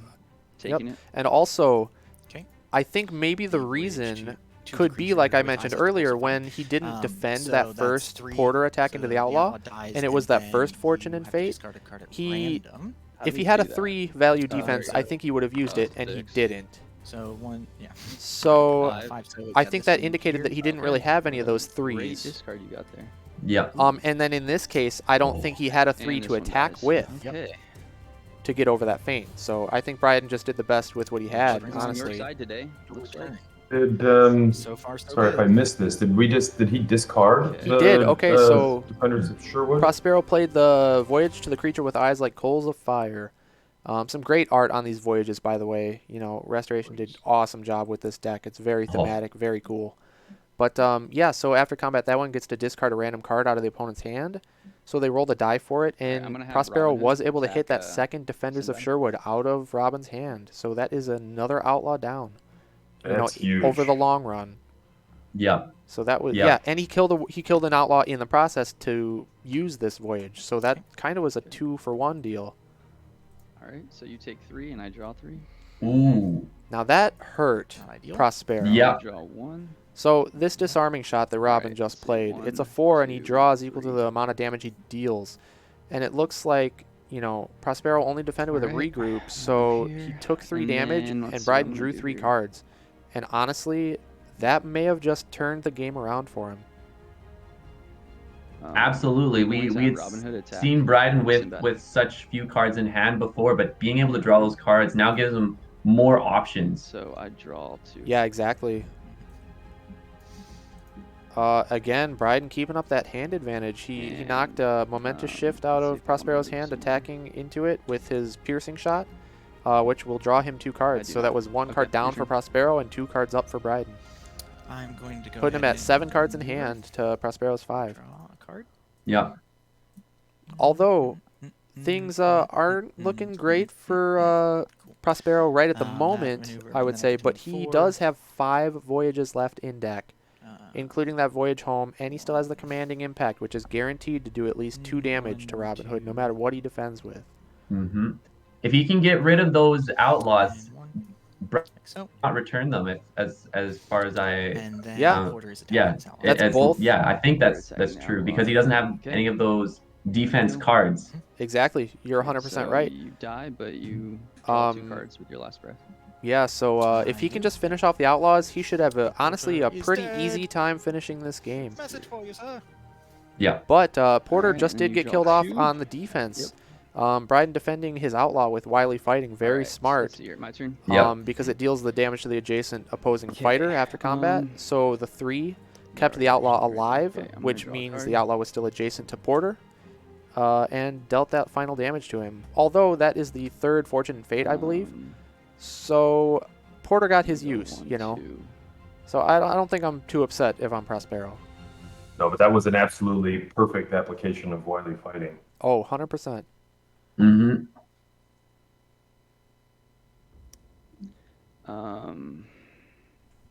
It's also very interesting. Robin Hood still has his feint cards, a good amount of feint cards, and the highway robberies as well. So he can utilize those fairly well to negate some of those Okay, and then I'm gonna voyages, have, the later let's voyages, see, I'm and gonna to have get some damage on Outlaw Sinbad attacking. potentially. Yep, that's a good point. I think the sooner Prospero can knock those last 2 Outlaws out of the game, the better Camera chances reveal. he's going to have, because Okay. here come the highway robberies. There we There's go. 4 of them in the Take 2. deck, and Bryden still has 2 left. And so if Prospero can kill these 2 Outlaws before they get a And chance then to I'm gonna use move those him right highway here. robberies, Okay, your turn. you know, that's going to be 4 essentially less damage that he has to take throughout the game, which would be huge. So I think he's got to kill those Outlaws pretty quickly here. Where are we at for the deck counts here? So we're looking at Bryden has 13 left for Robin Hood. Prospero has 11 left for I'm gonna go ahead and Sinbad. maneuver. Okay. So Bryden does have deck and health advantage at the moment. Like so. All right. And I gotta expect another then- voyage right here. But if Bryden is smart, he may go with a feint I to attack defend the the Outlaw. Okay. And then it's the mind game here, because if Bryden feints and Prospero used something other than a voyage that may be a 3 or higher value, he's going to kill it anyways, and that's a waste of a feint from Bryden. So very risky. All right. So you recover 2. And draw a card. there goes an outlaw. That was perfect. There's an Outlaw down, a card drawn from Bryden, so it's evening out the deck counts a little bit. and, Prospero yeah, also got 2 Yeah. heal from this voyage. It's the This other was the whale one that Yeah, we it's not mentioned that important. earlier in the deck list. no big deal. So Alright, that was um, definitely a big interaction there. Let's see here. All right. I'm gonna have a. Absolutely. And Robin Hood has a lot of cards that, even though he has the deck advantage, he has a lot of cards that give him that card draw. And we do know that Sinbad has the riches beyond compare, but depending on how these two fighters utilize those cards, we Did I just could draw? absolutely see Yes, I believe so. that exhaustion strategy being put into effect, I where didn't draw. if they can get Okay, a couple because you had hits and 7 just and you discarded whittle 3. down the opponent's deck, that could be About this for a second, huge. Sorry. Definitely. I that's think we'll 7, see you discarded 3. fatigue Yeah. Why use play a the- role in this game for sure. Okay. Let's I cannot imagine Prospero playing that Riches Beyond Compare scheme at this point, being so low in deck. I think that window has closed. Okay, So I'm he'll going likely just to use it to boost if needed, attack, or he can hold it in hand and hope that Robin Hood hits it out of his hand with that last ambush of his. Or wait, where's your card? I don't see it. Is it? You see it?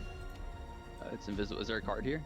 There Yeah, is, that very interesting. You would mention the boost values of Sinbad, and those ambush cards from Robin Hood Can won't you try do a and, whole lot unless he refresh can get a the board? commanding impact. He's only Should gonna be- get 1 extra Alright, damage hopefully it on doesn't each mess of those with me. I'm gonna ambushes. refresh. So Because you're not it hosting. would be so- very interesting to see what Robin Hood would be able to do if there was an ambush.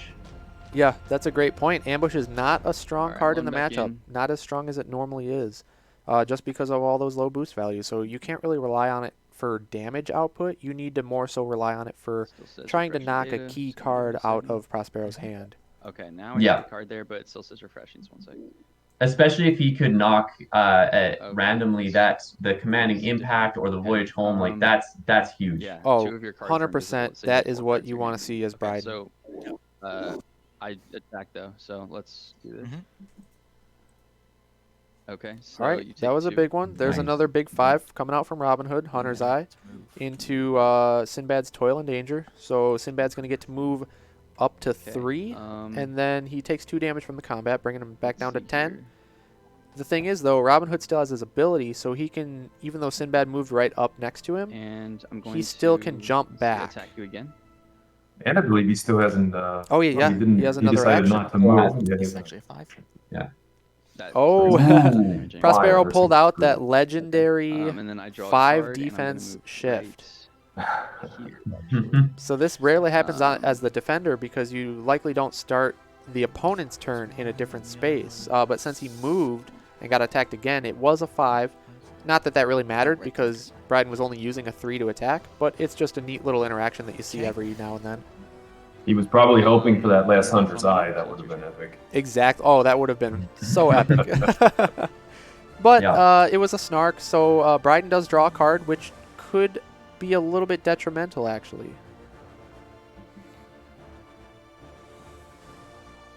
Yeah, when you look at it, like he still has those disarming go ahead shots. and He might still have a regroup. The steal from the rich. I can anticipate Prospero would let Bryden draw 2 cards potentially if the deck is getting low. So there are a lot of cards that have to deal with card draw.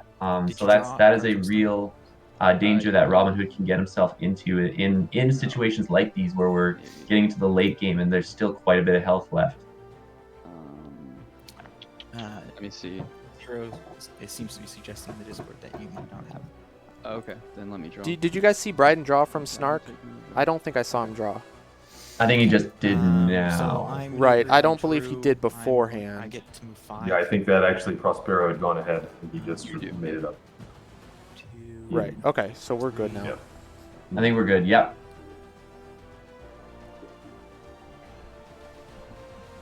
Actually, yeah, 3 here. And then I'm gonna scheme and play. Oh, Rich and is there making here to we draw. see him drawing some of those cards right away here.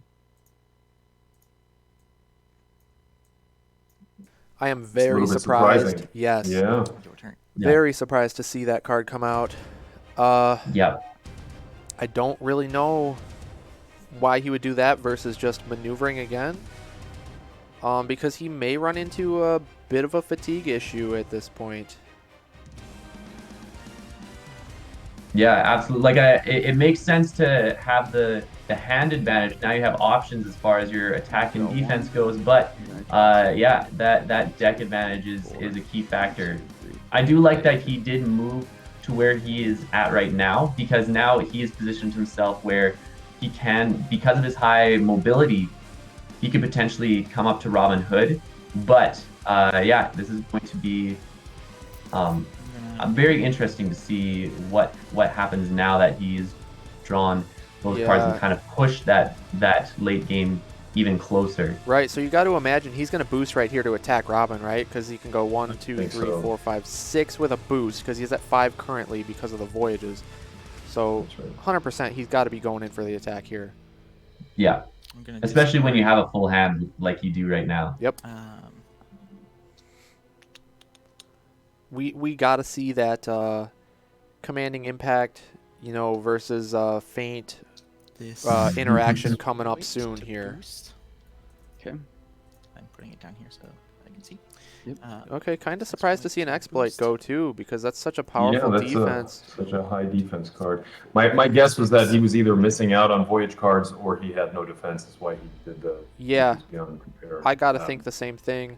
Also with But the exploit, using Leap Away to boost is also a little surprising. well, the exploit, not the leap away, but Oh, I'm sorry. yeah, they look similar. But I think the reason is And because next we exploit have draws you a Robin. card, so maybe he recognizes that he is low in deck and he does not want to draw All anymore. right, so I take 2, and you take 1. So that's not what Prospero Ooh. wanted to and see, You draw a Nope. card. because he didn't get the feint, so he does draw off of it, All right.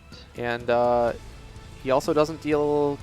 He would have dealt the same amount of damage with a voyage, so that was not ideal. And we're looking at 4 cards in deck for Prospero let's versus see here. I'm 9 going with to- Bryden. Yep. And Bryden also has the health advantage, so I'm getting a little worried for Prospero in terms of this looming fatigue issue. Yeah, Bryden looks to have turned the tides a little bit and given himself that advantage, forcing or yeah, reading that correctly with that wily I'm gonna draw fighting, a getting card. that damage off, and I'm gonna boost. getting rid of that commanding impact. Okay. Yep. 2, 3, 4, 5. 1, 2, 3. And we see him 4, 5. boosting with Steal from the Rich, which And will help negate some of that card draw as we mentioned earlier. I'm gonna draw Yep. again. Not surprised to see that used as a And let's see, boost, so I just drew, but it let me looks see like what Bryden I'm is doing here. just backing off, trying to play it safe and defensive, make Prospero need to run in and boost to maybe hit him, and Bryden's looking at the fatigue game. You can tell by Yep. his gameplay here. Because he was in the prime spot to double attack Sinbad, but he's not taking that route. He's looking to just play defense, exhaust Sinbad, we'll go and 1, 2, win from that. 1, 2. Yeah. And if I remember correctly, if I'm And- reading this right, I think Robin Hood still has all of his feints. Stay here. Maybe That's right. 2. All 3 feints are still. That's my count is all 3, and I think just an Drew expert twice. Yep. read on And I discarded. that the commanding impact. Yeah, exactly. That was huge. Yeah. Because now there's only 4 voyages left, and there's 3 feints. So with only 4 cards left in deck, you got to think if he maneuvers up to Robin and attacks him every single turn, that's going to be, he has 4 turns, right? Because he has to draw a card each maneuver. So he has 4 Yes. attacks, and he has 4 voyages left. So you got to imagine, from Bryden's view, every attack from here on out is likely a voyage. And I think it comes down to, like, maybe which voyage can Prospero pull off. You know, can he pull off the deal 2 damage one, or can he pull off the voyage home? So Right. I think the game comes down to that at this point. Discard this exploit to boost. There goes another exploit. It didn't You wanna flip, flip but it? he stated. right. Excellent. Yeah, you're good. Right. Yep, so I can there's see it, that yeah. second exploit there. There's yep. And Again, makes a lot of sense because he doesn't want to be drawing all these 5, cards at this 6. point. Yeah. The only unfortunate thing about that is it is still a value for defense. True. That's the only problem. He does have the 1 leap away, as if I remember correctly, but I believe you're right. he does. Those defense cards, though he doesn't have a whole lot of high value defense cards. Yep, agree. So if you're Prospero, you're wanting to match up that last leap away with Bryden's last Hunter's Eye. And I would like Yeah. to. Now, one thing that could really change the game is another disarming shot. If Bryden decides to throw out another disarming shot just to try to snipe that leap away, it's that 4 value red card that draws him equal to the amount of damage dealt. And if Prospero decides to maybe not defend and Bryden draws 4 cards unexpectedly, that could be a game changer. Because Yeah. although Sinbad, Prospero would be taking 4 undefended damage, 4 cards out of Okay. deck means Bryden's going to hit fatigue a lot sooner, and that could be a problem. That's a Absolutely. really interesting play. I've seen that in games, and it's a risky one though, right? If you Yeah. can pull it off. It's risky from both Yeah. ends because if That's Bryden right. can pull out that leap away defending against it, he's not going to draw any cards, and he just got rid of Prospero's last leap away. And then his Hunter's Eye is free to deal big damage, you know? That's right. I'm gonna faint. It's tough. Okay. Makes sense. There's a feint. Yep. Just look at your opponent's hand. Feint against the Voyage. That was the Voyage that lets Prospero look at the opponent's hand after combat. Although he will not get that Alright. because the feint cancels the effect. Let's see here. And therefore does not deal any damage because the 2s cancel out. I'm gonna have the outlaw attack. Yeah, that is major. Knowing what is in your opponent's hand is a huge deal. Ooh, it is a huge deal. Oh. And now we see Fainted highway robbery. another robbery, but it is fainted. So that was a good one for Prospero. There was only one robbery left, and I believe Prospero has at least one more feint. I have him with I'm one more going to feint. have, Yeah, because he fainted the ambush, I believe, earlier. Robin is- Yes, I believe so.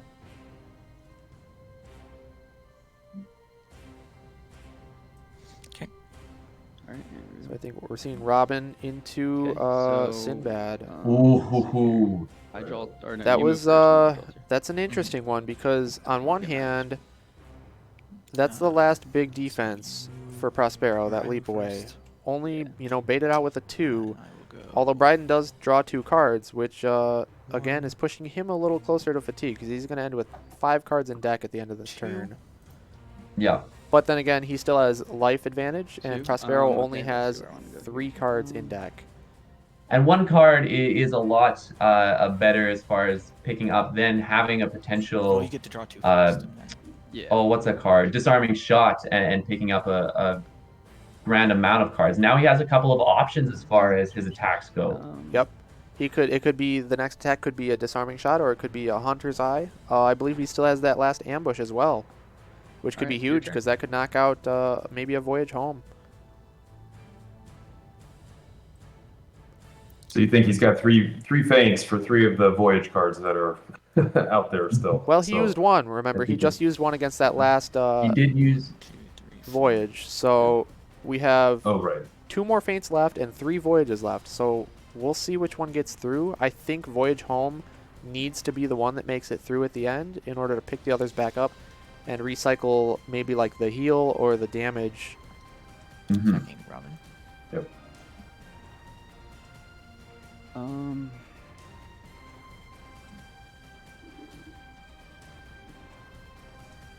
But now another, I believe Prospero has another momentous shift left. Is that right?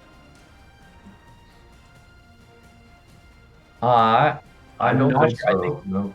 I think he used one extremely early to for a defense, Oh, and he then did. he used it again for that 5. Oh, so defense. this is huge. Well, 2 from this. Oh, then 4, So So this yeah. is a 6 value. 6 damage.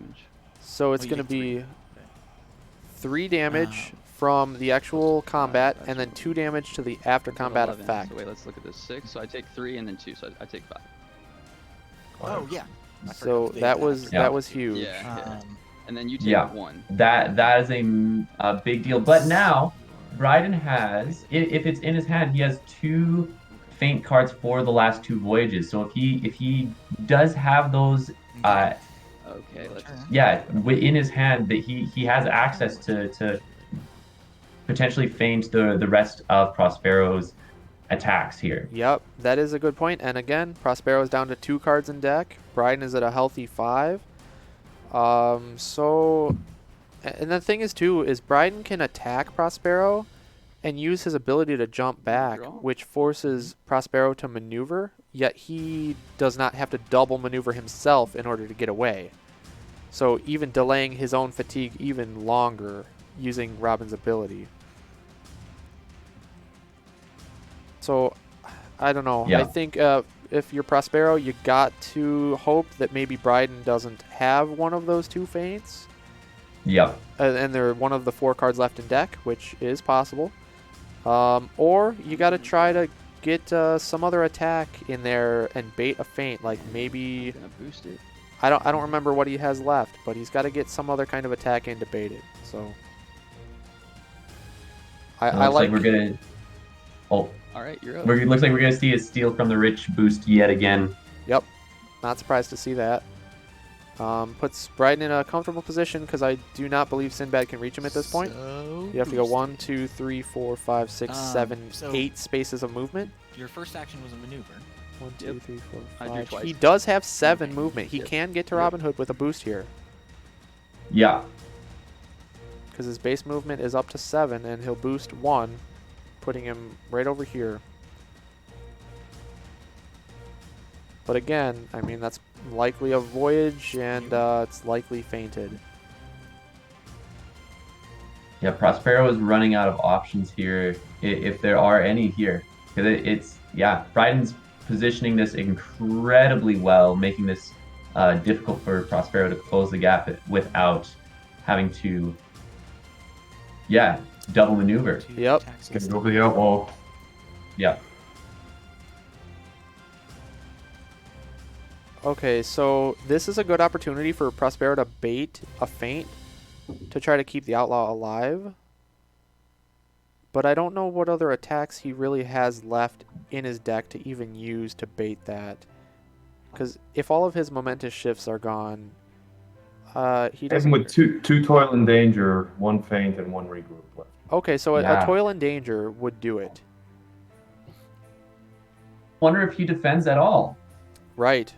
Because a lot of cards left in his hand and his deck are draw cards, and he could potentially not defend, but it looks like he is going to choose to defend. And that's It was the voyage home. Voyage Yeah, home. Wow, that's And gonna you be get all huge. your That could be Check. huge. Well, I Except get to voyage. choose. Oh, So he gets all Oh, of it his is all. voyages You're back right, to yeah. hand. It's all except for the voyage home, so that's going to be 5 additional voyages, putting him at 9 cards in hand. 4, So he is going to get to 5. choose So I hit the voyage to home. discard These 2 all of come back them to my right off the hand. bat, which would However, mean I have an he's going to have ungodly 3 number of voyages in hand or in You. discard pile, which means the next how many voyage he cards attacks is with your is a hand? 5 It value, is, I have and it will 9. get its effect. And it Okay. is the end of my turn. Yeah. So this guy's dead. But Yeah, and then you again, gotta we're discard. still in that I- same I situation, actually- unfortunately, where Oh yeah, you didn't. that was used on an outlaw, so it didn't. So The discards are big, going to strong voyage home be- didn't actually deal any damage to Robin, and he still has 2 feints. Yeah. And Prospero's at 1 Oh. card in deck. And 1 card in deck, right? One card. So, But if Prospero can defend well here and definitely during using the attacks and the whatnot, city of defending against Bryden's attacks, he And- could have enough where he can whittle down his health by exhaustion, but still have enough attack power to close hit out the Robin game. Hood. Yep. Yeah, with those huge Voyage to the Valley of the Giants. attack voyages, we're let's going to see fatigue for sure in this match, but Prospero Those are your best still ones, has a what you chance of talking about? closing it out. It is your turn. Not that draw one. Not at this point. Yeah, I'm just kidding. Especially if he can get that one voyage that allows him to heal, because that's essentially an extra turn. Yeah, because every turn he's maneuvering and attacking, exactly right. That's a whole extra turn. And he did get the heal one back, so he has it in hand, as well as the damage card, as well as the discard.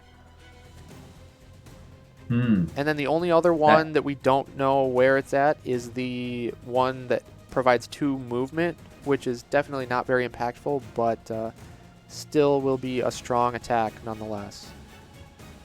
Yeah, absolutely. That was a key voyage home in this situation that puts him in a shot to potentially win if he can play this right. I'm gonna draw. Yeah, I agree. I Okay. think it was out of his grasp until that happened, and I 1, think 2, now 3, he has a 4, chance. 5. Mm-hmm.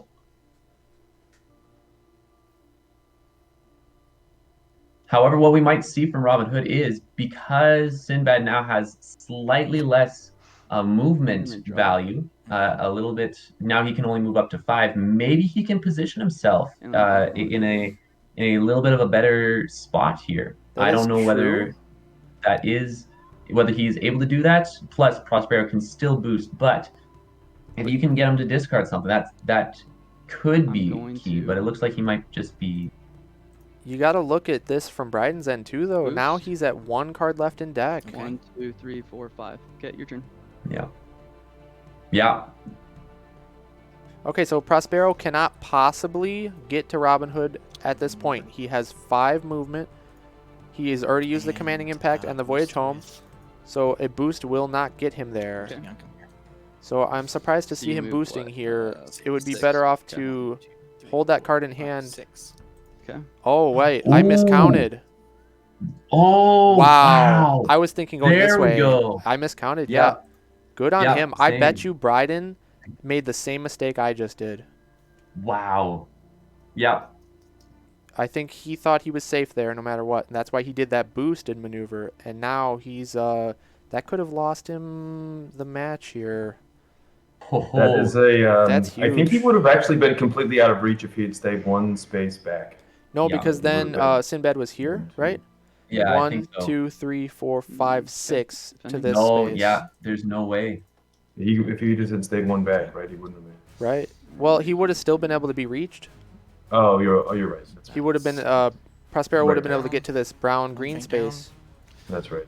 Yep. So that's another feint there. Right. But that did get rid of the heal. The heel. Ooh, that's So that's a big big one. Yep, that sure is a big one. Although let's look. I know. So Bryden has what, 5 Gonna cards, draw. but there's a highway robbery in there if I remember I'm gonna correct. Attack you. Right. Yep. So you got to expect this is the hunter's eye or the ambush. And here Alright, comes a so toil you and take danger. 2. So that's going to be 2 Nice. damage through. And then you get a move.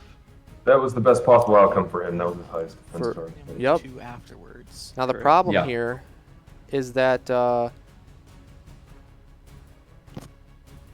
you know what? I don't know. This game is down to the wire. 3. The thing Yeah. is, Robin Hood's going to get to move back with with his ability.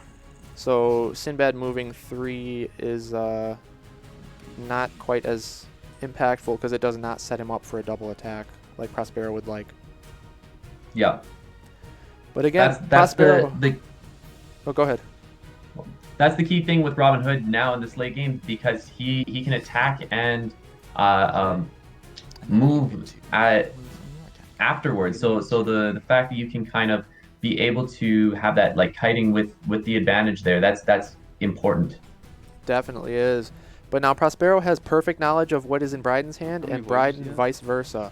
7 So total. we Yes. know Oh, what how is. many in your Do you guys discard? know what Four. Bryden has left? He has is it a highway robbery, a feint, and then ambush, and what's the last card? Do you know?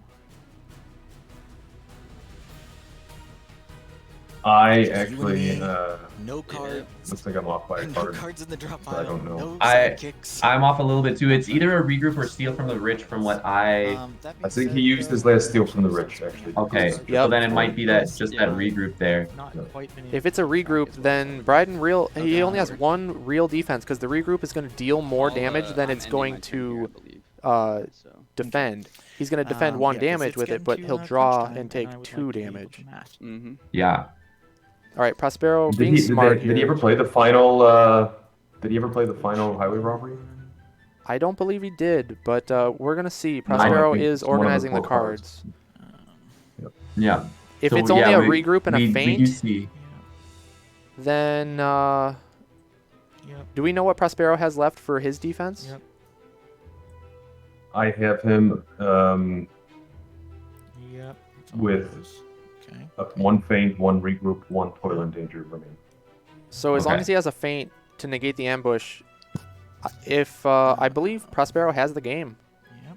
Yeah. I think he takes 2 here. He hits Robin, brings himself down to 4, but then Robin has to feint that attack, and Robin can maneuver. And Prospero is going to have to be able to reach Robin on his last turn. Actually, I think he has 2 more turns still. I don't think Robin's dealing any more damage from attacks. I don't think he has enough left. Nope. I think if you can read, especially if Robin Hood has that ambush, if you can kind of read that ambush and be able to prepare for that, yeah, I think that's the game right there. Prospero obviously looking through the deck because at this point, like you said, it is perfect information if you read that correctly, if you know what is all left in the deck. So yeah, taking that time to analyze the discard and Just seeing double check. which Yeah. ones. That's huge. Yeah, this really is their tournament lives right here, basically. I mean, if Prospero loses, he still has another shot, but it's against Bigfoot with Sinbad, and that's not likely. So this, more or less, is a tournament life. And so we can see, you guys were right. It is 1 feint, 1 regroup, 1 ambush, and 1 highway robbery left. in Bryden's hand. So he only has that one feint as defense. One. So Yeah. another interesting, if they're both holding regroups as well, the timing of those and who wins on the draw within both being exhausted is a big, big factor as well. Well, so look, Prospero's used all his 3 regroups. So that's not an Okay. issue there. So again, Bryden can't defend with the regroup because he'll take more damage than he's blocking. So Take Prospero 2. does have a Okay. feint Maneuver. left. All right. I think he's got the game though. I Which think it's sealed. then I mean, will Yeah. we'll watch and find out. Mistakes could be made, but Swing. I don't think Act. at this point that these players are going to be making mistakes Alright. because they've, Yeah. you know, they're in the losers finals. They're Okay. almost in grand There we go. finals. They're the Mhm. top. Okay. I take 1. There's 1 damage there with Toil and Danger. That is true. And I believe Robin only has the 1 attack okay. with the regroup And let's and see. the ambush. My turn, right? Yep. Mhm. Okay. And again, Although- like we. Oh. I guess, like you said, if Going to. Bryden attacks with a regroup and Prospero defends with feint, I think that loses him the game. I think attacking with something other than a voyage was a mistake there. Going Yeah. To... I think he had the game sealed 100%, but that may have thrown Yeah. it there. I don't think he Attack needed you. that 1 point of damage. I think he needed that Toil and Danger for defense. Yep. This is going to be very interesting. Every card counts with at this point specifically. Like it is down to the wire. It really is. It couldn't be any closer. Because, yeah, he only has the 1 feint left. So he needed to keep that Toil and Danger for defense, and then he had the game. Now it's, I think it comes down to a 50-50. If it's a regroup here, and Prospero lets it go. No blocks. Well, here's another interesting Oh, point. it was the Oh, ambush. I was just about to say, if he had played that feint, 4. all of his cards, if that was an ambush, regardless, even if 4 the ambush down was there. played later, Mhm. the rest are voyages, meaning Let's see. they have no Deal 2 boost damage. value. Okay. Mm-hmm. So That's you true, take- but he So still he- takes 2, bringing him down to 2, which is death in fatigue. Did you already take 2? This is going to be So- it. And then I'm gonna move. Mhm. Oh, Or that's really unfortunate to that's see. the game. Prospero had the Oh, I take game. 2. Right there. And I'm gonna If he move. just Oh, attacked with the shit. voyage instead of the Toil and Danger, that was the game. Yeah. That was the whole Or match. defended with that feint right there. That would have. That would have been it as well. That Unless you but, can teleport, yeah. I think it's over. well Yeah, played it is. by Bryden. Oh, that last mind game. Right Let's there, hear what they have to say. Where- Mhm. Yep, that was it. That came down. The whole game came down to that. Whether If that or was not a, you played your regroup or or your actually, if that was a regroup, I would have just taken what? How much damage? 4. you Yeah, would have once you you would've would have taken 4 immediately taken damage. 4 damage. Yeah. But Yeah. I You got would to have- feint for the next hit, correct? Right.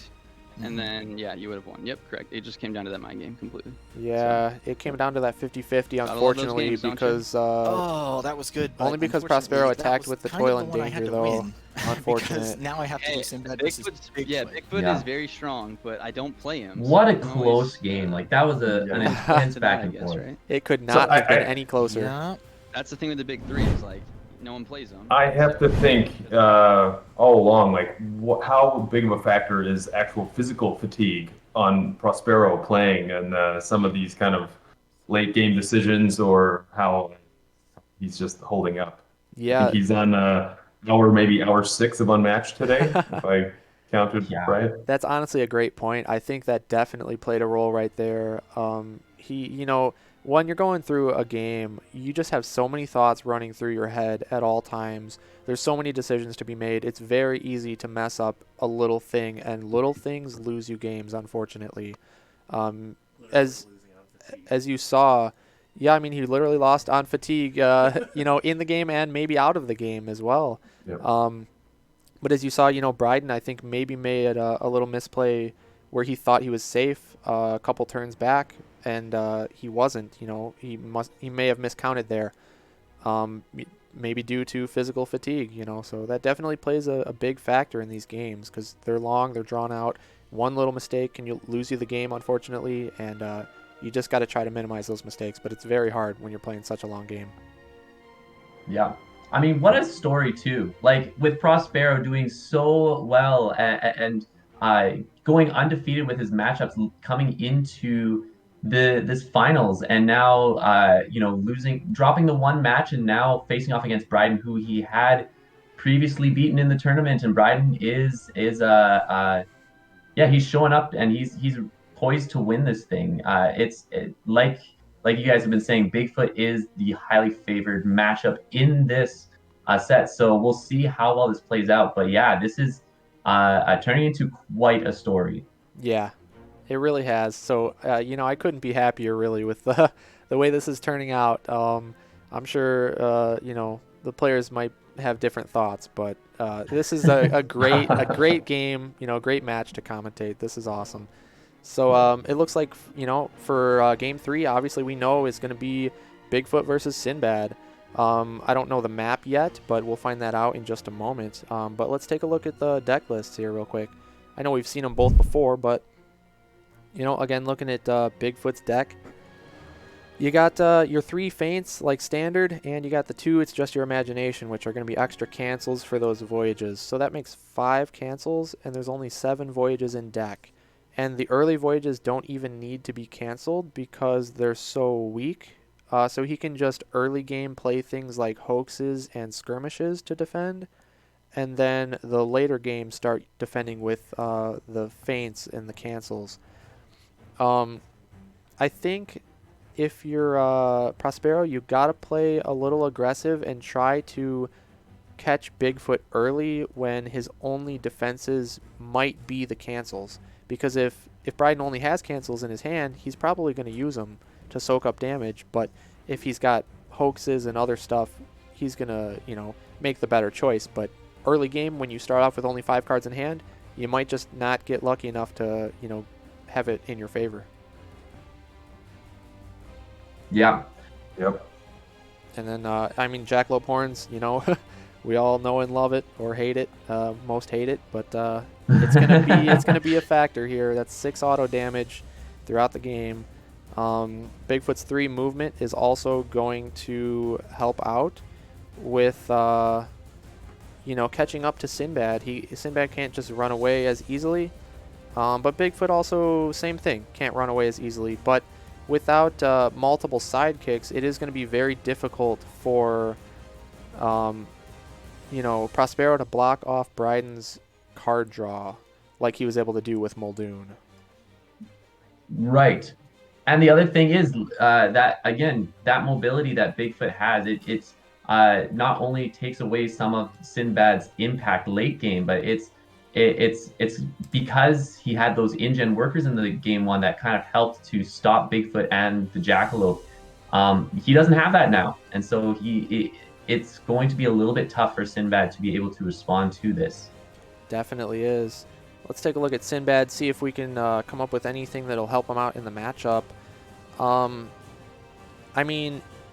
It's so hard because late game, Bigfoot's got so many feints and cancels for your voyages, so I feel like maybe you might want to use Riches Beyond Compare more often in the matchup, maybe to just try to push aggression with hand advantage and whatnot, and try to run Bigfoot out of any defenses rather than trying to wait and play the long game and pump up your voyages. You're going to have to sneak some direct damage in there against Bigfoot in order to win, I think.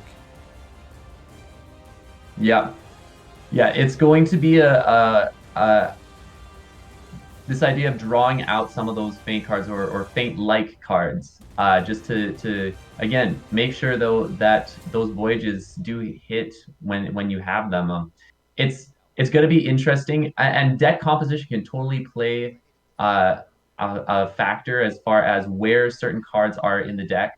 One thing that to note about Bigfoot, like the first game, he didn't have some of those big hitting 6 attack cards, and so depending on where the cards are in the deck, this could also make a difference. Yeah, that's definitely true. Deck order, we've talked about it before, nothing new, but it's going to make a big difference here. So, we'll see. Bigfoot can get caught off guard without defense. It's just not very likely. But I think Yeah. Prospero is just going to have to hope that that is the case and kind of just go in, just go at him and see what happens. Yeah, I do love an underdog story. So if Sinbad can pull this out, this would be a fantastic way to end off this match here. Oh, I agree 100%. I think probably the viewers are thinking the same thing. I thought we had it right there, against Robin, but just barely, just not enough. So we'll see what Sinbad can do. But it looks like the map is in, and looks like we're going to the Raptor paddock. So Prospero picked this map. Why is more of a tough question to answer. So I guess that one thing is that it is kind of a tight map, so you are able to hit Bigfoot relatively easily, especially if you have your movement bumped up from the voyages. The only thing is, early game, you don't have any voyages and they don't have boost values, so it's hard for you to even get them into the discard pile in the early game. So Sinbad's going to have to get up there close and personal to attack, and in doing so, it may open him up to some heavy retaliation attacks from Bryden, either from Bigfoot or Jackalope. So I guess that's a little worrisome, but also, if somehow Sinbad, Prospero can get Bigfoot into the corner of the pit, right there in the very end of the pit, and put Sinbad right next to Bigfoot, if they're, like I mentioned before, if they're duking it out in a pin situation like that, Sinbad might have an advantage because he has so much card draw. The only problem is that Bigfoot has so many things like Hoax and Skirmish and his Crashing Through the Trees scheme that, he can get out of the pin relatively easily, but it might just be the Hail Mary that, Prospero kind of needs to win the matchup. Right. Absolutely. I think this map allows for a couple of different strategies, whether you, like you said, having that pin strategy and relying on that card draw. If you can get Bigfoot to not use his ability to draw cards at the end of his turn, that is huge for one. And then the other thing is if you can make it to the late game, Sinbad does, as much as Bigfoot does have some of those cards, Sinbad just naturally has that mobility in the late game that can allow him to kind of maneuver around as he wishes. And this is such a well interconnected course that he can move around. Yep. I think another one with the map, you do have those two spaces that are pretty much cover all but just a few, like 2 or 3 spaces. Yeah, that would give Bigfoot that draw. I don't know with the porter and not having multiple sidekicks, it's maybe not so easy to have that all covered. But certainly that's maybe what he's thinking in terms of trying to limit, like you said, Tristan, the Bigfoot's ability to use his draw skill or ability. Yeah.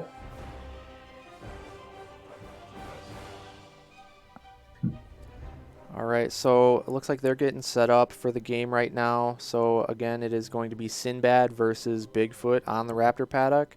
Prospero is choosing to go first. Not very surprising there. He's going to have to push that aggression to catch Bigfoot off guard here. So we will be heading into the game shortly. Yeah, I like that the Prospero going first. Any advantage you can have, any control that you can have on the pacing, on just being able to set the tone for the game. You want to take it, especially in a matchup like this. Yeah, he needs to again try and put Bigfoot on the back foot early. But the problem is, Sinbad as just a character design, he's not great at doing that. So it's going to be tough. We know it's an uphill battle, but everyone loves an underdog story. So let's head into the game, and we'll see if he can pull it out. That's it. Game 3, the decider. Woo! This is it. This is their tournament lives on the line for good this time. Yeah, I mean, I wish them both luck, and they've both been playing great. So let's see what happens.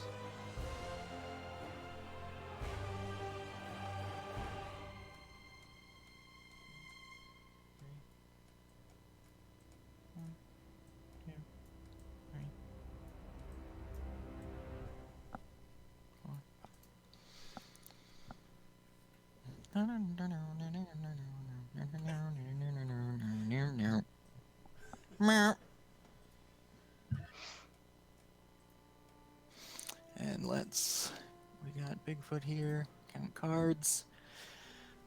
All right, big guy. All right, You have just All right. one more health than me. I do.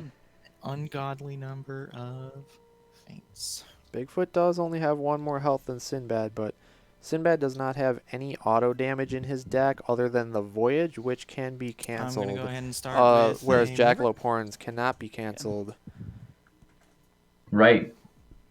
Yeah, Sinbad has like the auto damage and the healing theoretically, but again, it all relies on those voyages, and if he can get the voyage home, he has the potential to use it twice. But if those are canceled, like the auto damage, the healing, like that's all moot if you can't Yep.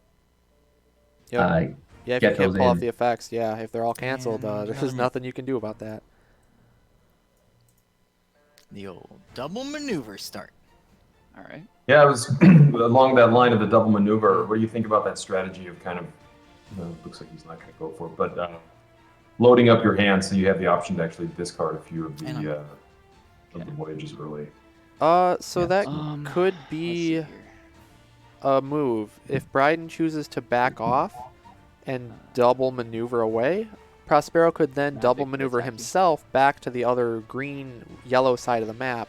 But it looks like Bryden is not going to let that happen. He's going to engage Prospero, which means Prospero has to use cards in hand, and therefore Take 3. does not get the opportunity to overdraw and pitch some of those voyages. Yeah. I do like the move from Prospero to move right up to Bigfoot, essentially forcing him to either play an attack or potentially maneuver twice. He could maneuver once and then attack, staying in his spot, but And- that leaves him potentially right up against where Prospero is at. And so, And I'm gonna use my yeah, you ability to have draw another card. yeah, I like the options coming up right up next to him while he had that card advantage. Unfortunately, that larger than life is still gonna hit. It still hit for that 3 Yep. hit points, but And yeah, I do enjoy the aggression that Prospero is showing right now. Yeah, the only thing I don't like about that is because Bigfoot is able to attack as his first action and then maneuver away and get that bonus card draw as we saw for being in a different zone. Right. So that is unfortunate, because he doesn't have quite the hand advantage on Bigfoot that he would want. and I'm going Just due to Bigfoot's ability, but I mean, that's Bigfoot for you. At the end of his turn, if there's no opposing fighters, he gets to draw a card. So this that's just free regroup cards for boost. days. Yeah. All right. So using a regroup to boost. 1, 2, 3. Yeah, that's not, regroups they're throwaway cards basically. Doesn't feel bad to boost with that, so. Yep. And he has plenty of potential card draw through the porter and through his scheme, so he does not have to worry about the card draw situation necessarily. And then attack. Yeah, Bigfoot. exactly.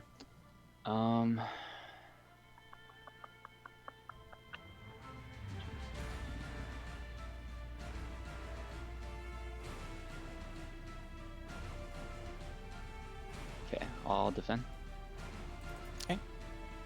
So there we see Alright, our first voyage. Let's Okay. see here.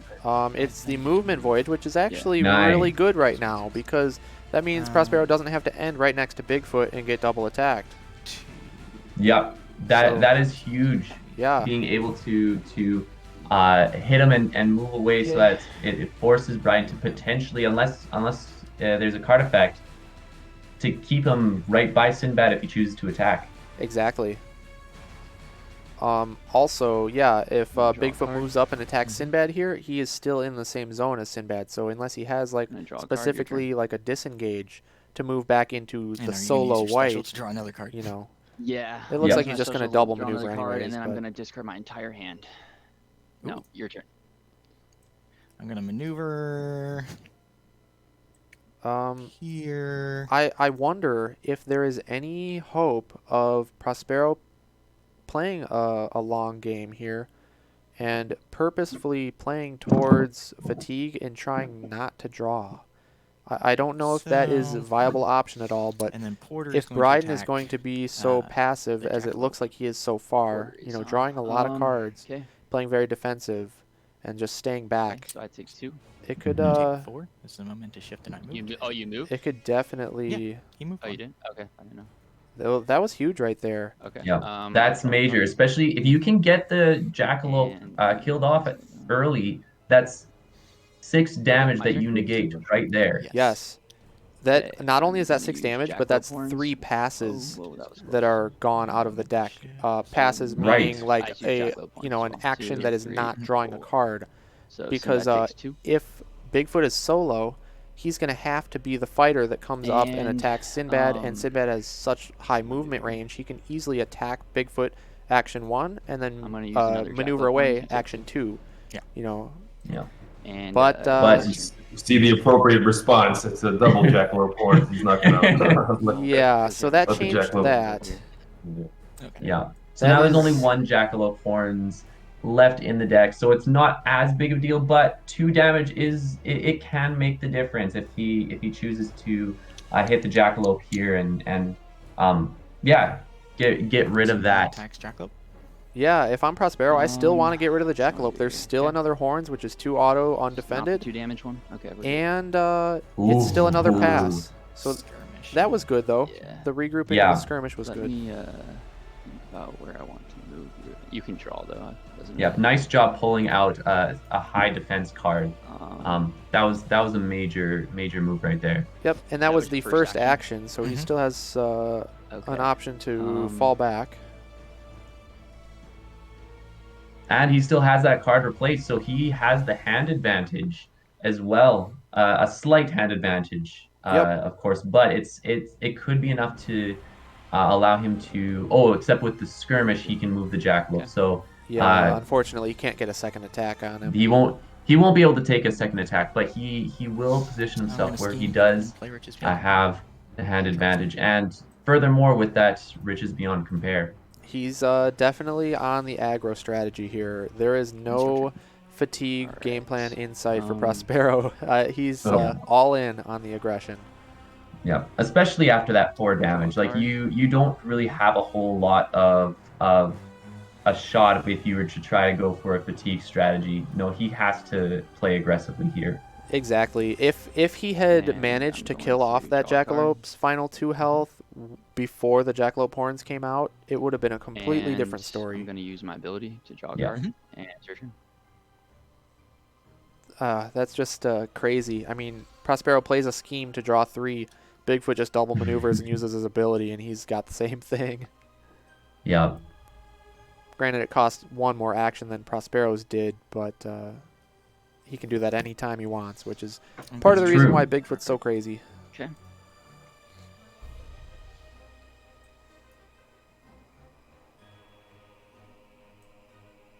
Yeah.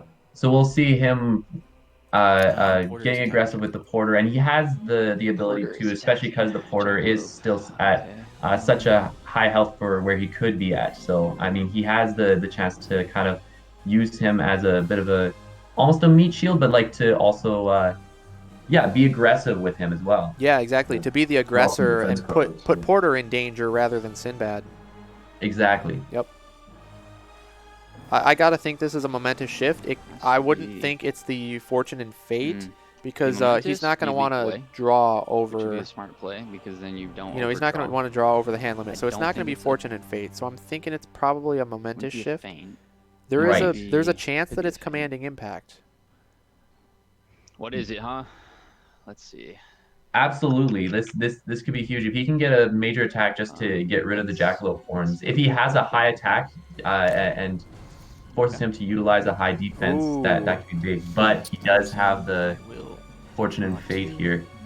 So I bet I go Prospero level was 5. trying to bait a feint there, thinking, Yeah. you know, Bryden would try to feint a momentous shift. But the thing is, feinting a the momentous shift and voyage defending with a hoax or a creatures 4 beyond against it is the same outcome. It's 2 damage, or it's 1 damage through either way. Discarding another fortune and fate. So the other thought was that he was using that as an opportunity to get some more of the voyages discarded. That is, yeah, that's Right. Could be. Okay, and I moved. Because he did discard a Jackalope voyage here. right next to you. Mm-hmm. Oh, but that's quite a good I'm gonna voyage, though. have, That's the let's see. opponent's random discard voyage. Mhm. So that's a good one. Yeah. It may speak to it, the kinds of cards he has in his deck. Maybe he likes the Alright, I'm cards gonna that he Jackalope has attack you. where he can not necessarily And afford it's to, but where that's just the position where he's in, where that's kind of the the better option Okay. yeah, in his exactly. hand. Yeah. Take 2. Yeah, he may have maybe like the damage or the healing voyage as well in hand, and those are probably a little bit more impactful than the discard, realistically. Yeah. Okay, Oh, I and was gonna then say, I'm how did gonna he get have, to Sinbad? But I forgot he defended Jackalope with the attack you again. hoax. The hoax. So the hoax set him up. Okay. Ooh, there's a feint into a regroup. Oh, That actually could have been good for And it's your turn. Prospero because Bryden is a little bit lower in cards in hand now. it's true, but he will be able to have the opportunity to draw a card attack the since Jackalope. he is in a Okay. since Bigfoot is in a Jackalope different dies, I can zone. gain So 2 that life. is Yep. Okay. So it looks like he chose not to. Either he chose not to or he forgot about it. Either way, that's a little bit of a win for Prospero because he did pull off Yeah. his heal voyage. So he got to regain 2 health and kill off Jackalope, which it did take I away am that going last to Jackalope horns that is maneuver. somewhere in the deck. Okay. absolutely. Yeah, that heal is going to be key for Sinbad. Now, the only other thing that I want to make like that he'll want to make sure he can get through is that Gotcha. voyage home so that he Mhm. can get through. There, like the Draw a card. auto damage is another voyage he wants to get through, but that voyage home is going to be key, especially card. considering the health advantage that Bigfoot does have. Okay, your turn. Yep, I do agree. He needs to pull off Voyage Home just to have more voyages that Bryden needs to use his Okay, cancels I'm going on. to maneuver. Draw a card. But speaking to that, Bigfoot also still has 1, all of the 2, feint and 3, it's just your imagination cards Okay. in his 1, deck. 2, 3, 4. Right, and that's what's just going to make it such a pain for Yeah. Prospero Porter's going to here. attack Bigfoot. Porter's attacking. Okay, taking. Well, not taking it, but pretty much taking. We are seeing him continue Okay, to so it's utilize the porter. Why does this thing keep turning? There we go. Yeah, he is keeping Okay, up the and card I draw draw a and the card. aggression there. And I draw 2 cards. I mean, it's a shame that wasn't the commanding impact or a I was momentous expecting to shift. see a command. Yeah, I was expecting to see a commanding impact on that. But again, I Sure. think that speaks to Mhm. Bryden's hand. I think he I'm gonna probably draw. didn't have any other options. Yeah.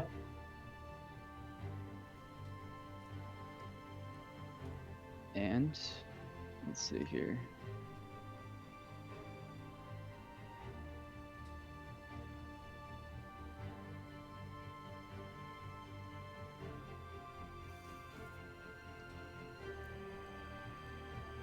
The problem is that it's now Bryden's turn. You know, he gets to draw a number of cards, which could change up his defensive options for Prospero's next turn. Yeah. And if he wishes, he could totally come in I'm and going hit Sinbad as to well. Like it'll be important to have Sinbad being attack. at a distance where he can't be reached if Prospero wants to use the porter Okay. effectively to hit him. But it looks like he might be Okay, so you want to get a move me hitting the 4, porter and then I here. get a teleport to a space in my zone. So it looks like Mhm. Porter interaction, won but- that leap away defense It is into Bigfoot's to- disengage 4. An empty Nice. space So in this now the fire problem zone. is Correct. Yeah. Porter So moves good. Bigfoot first, and then Move me there. Bigfoot gets to use his disengage Okay. to go Um, wherever he would please. And Prospero choosing to give Bryden options there, putting him in that tri-zone Yeah. space. That's really surprising. I feel like maybe he just wants to give Bryden a chance to mess up almost. Let me see something real quick. Mhm. Okay, I'll go there. That Yeah, was I was a little interesting. bit Nice. surprised at And that it's as your well. turn. I would have totally utilized those green or yellow spaces, but Yeah. yeah, Biden has options, and it looks like he chose to go across the map there. Yep. So maybe Bryden I now think at this, is yeah, maybe he's inviting Well, Sinbad in. yeah, and I think you look at Sinbad's movement of 5 at this point, he can Yeah, it really doesn't cover matter. most of the board. Yeah. Yeah, that's true. Whereas Bigfoot can't reach Sinbad everywhere. So I'm if going Prospero to can keep move doing a our good card. job pestering Bigfoot with Porter, you know, maybe he can make something happen. He's been doing a good job of it so far. Yeah, at this point, I would say, yeah, just keep hammering at Bigfoot with Porter here. great dance. You may not be able to utilize some of those voyage cards, but it's Porter is attacking. you want to plan your Porter is attack attacking against me. Bigfoot very wisely when it comes to Sinbad. It needs to be very precise if you want to come out on top. Yep, because you got to time your voyages properly. So maybe he's just trying to draw out some of those cancels. There it is. That's Ooh, big. that is So major. yep. So fortunately for Okay. Bryden, it was the imagination and not And just the your turn. feint. So he is going to get an additional defense draw a point card. there. So it only takes 2 over the commanding So you have impact what, instead of 3. I currently have 3, yes, Yeah. in my discard. But that was still favorable for Prospero because I'm sure Bryden was maybe expecting a once more. momentous shift, Mhm. which this would have blocked completely. Yeah, yeah. Having one less imagination card Your turn. really does help Prospero out even just that little bit, because now with one less defense 3 with that feint like ability, if he has a card that draws out a feint, and as long as it's over 3, he's still doing damage. Okay. And that's a huge thing. Yep. Every little bit counts if he's going to have a chance at winning this. Yet again, I mean, he can just put Porter in the way. Yeah. And what he's doing Yeah, seriously. is he's just he's forcing And Bryden to draw a lot of cards. Porter And he's is actually almost evened out the deck attacking. count here. Bryden is left with 11 to Sinbad's 8. So it is still a Okay, difference so of that's 3. You draw. Now 4 because of the do. regroup, but Yeah. he's just making Bryden use all these big I defense gotta move 5 cards spaces. rather than attacking. Although there's the hoax, I believe, is that the Yeah. last hoax? Okay. Yeah. And that will close the gap to allow for Bryden to get some hits into Sinbad. Bigfoot's gonna Yeah, you got to think here is the logs coming out. You know, the larger than lifes are coming. Okay. Yep, there it is. Okay, There's so the you take- first There one. we go. You draw Well, a card. But that's the second one. There's the high defense. Yep, smart by Prospero. So he only took 2 off of that exchange. Okay. But his deck count is Let's getting see. very It's low. Getting low. Only 6 cards left in deck for Prospero. Still 11 for Let's Bryden. see here. Those hoax defenses to set you up for your attack turns are just so good. Yeah. It sets you up to either double attack, or you can attack You first draw and a card. maneuver like he's choosing to do. Like he's doing. And then your maneuver is likely to get you out of zone of the opponent, so you're able to use your Go ability here. as well and draw an Okay, your turn. additional card. Bryden choosing not to do so in this situation.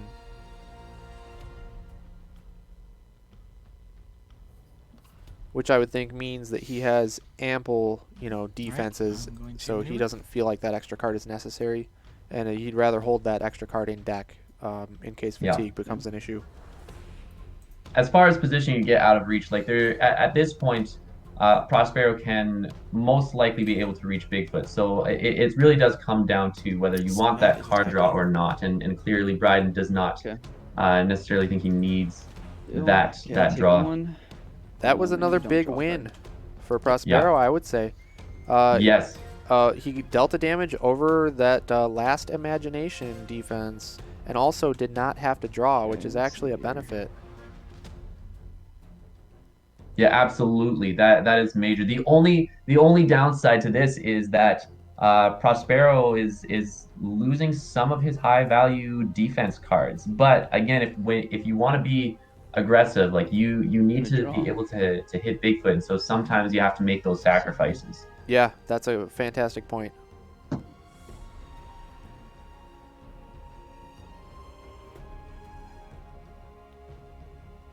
Look at this. It looks like Bryden's trying to Yeah. run. He might not have great defenses left here.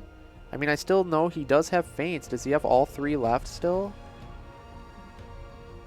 He has all 3 feints Draw left. again. He also has crash through trees, which I think is kind of And interesting. let's see here. The strategy to try to keep him pinned in on this side. I Use think my ability to draw. he was even considering it looked like going into the Look at this. into the And I'm padding. discarding this. This is interesting. He Um, chose to use his ability your turn. even though he was overdrawing because he had the Jackalope horns to ditch out of his hand and not feel Yeah. too bad about it. But I think that signals that he really desperately needed to draw a defense card. A defense. Yep. Yeah. Yeah.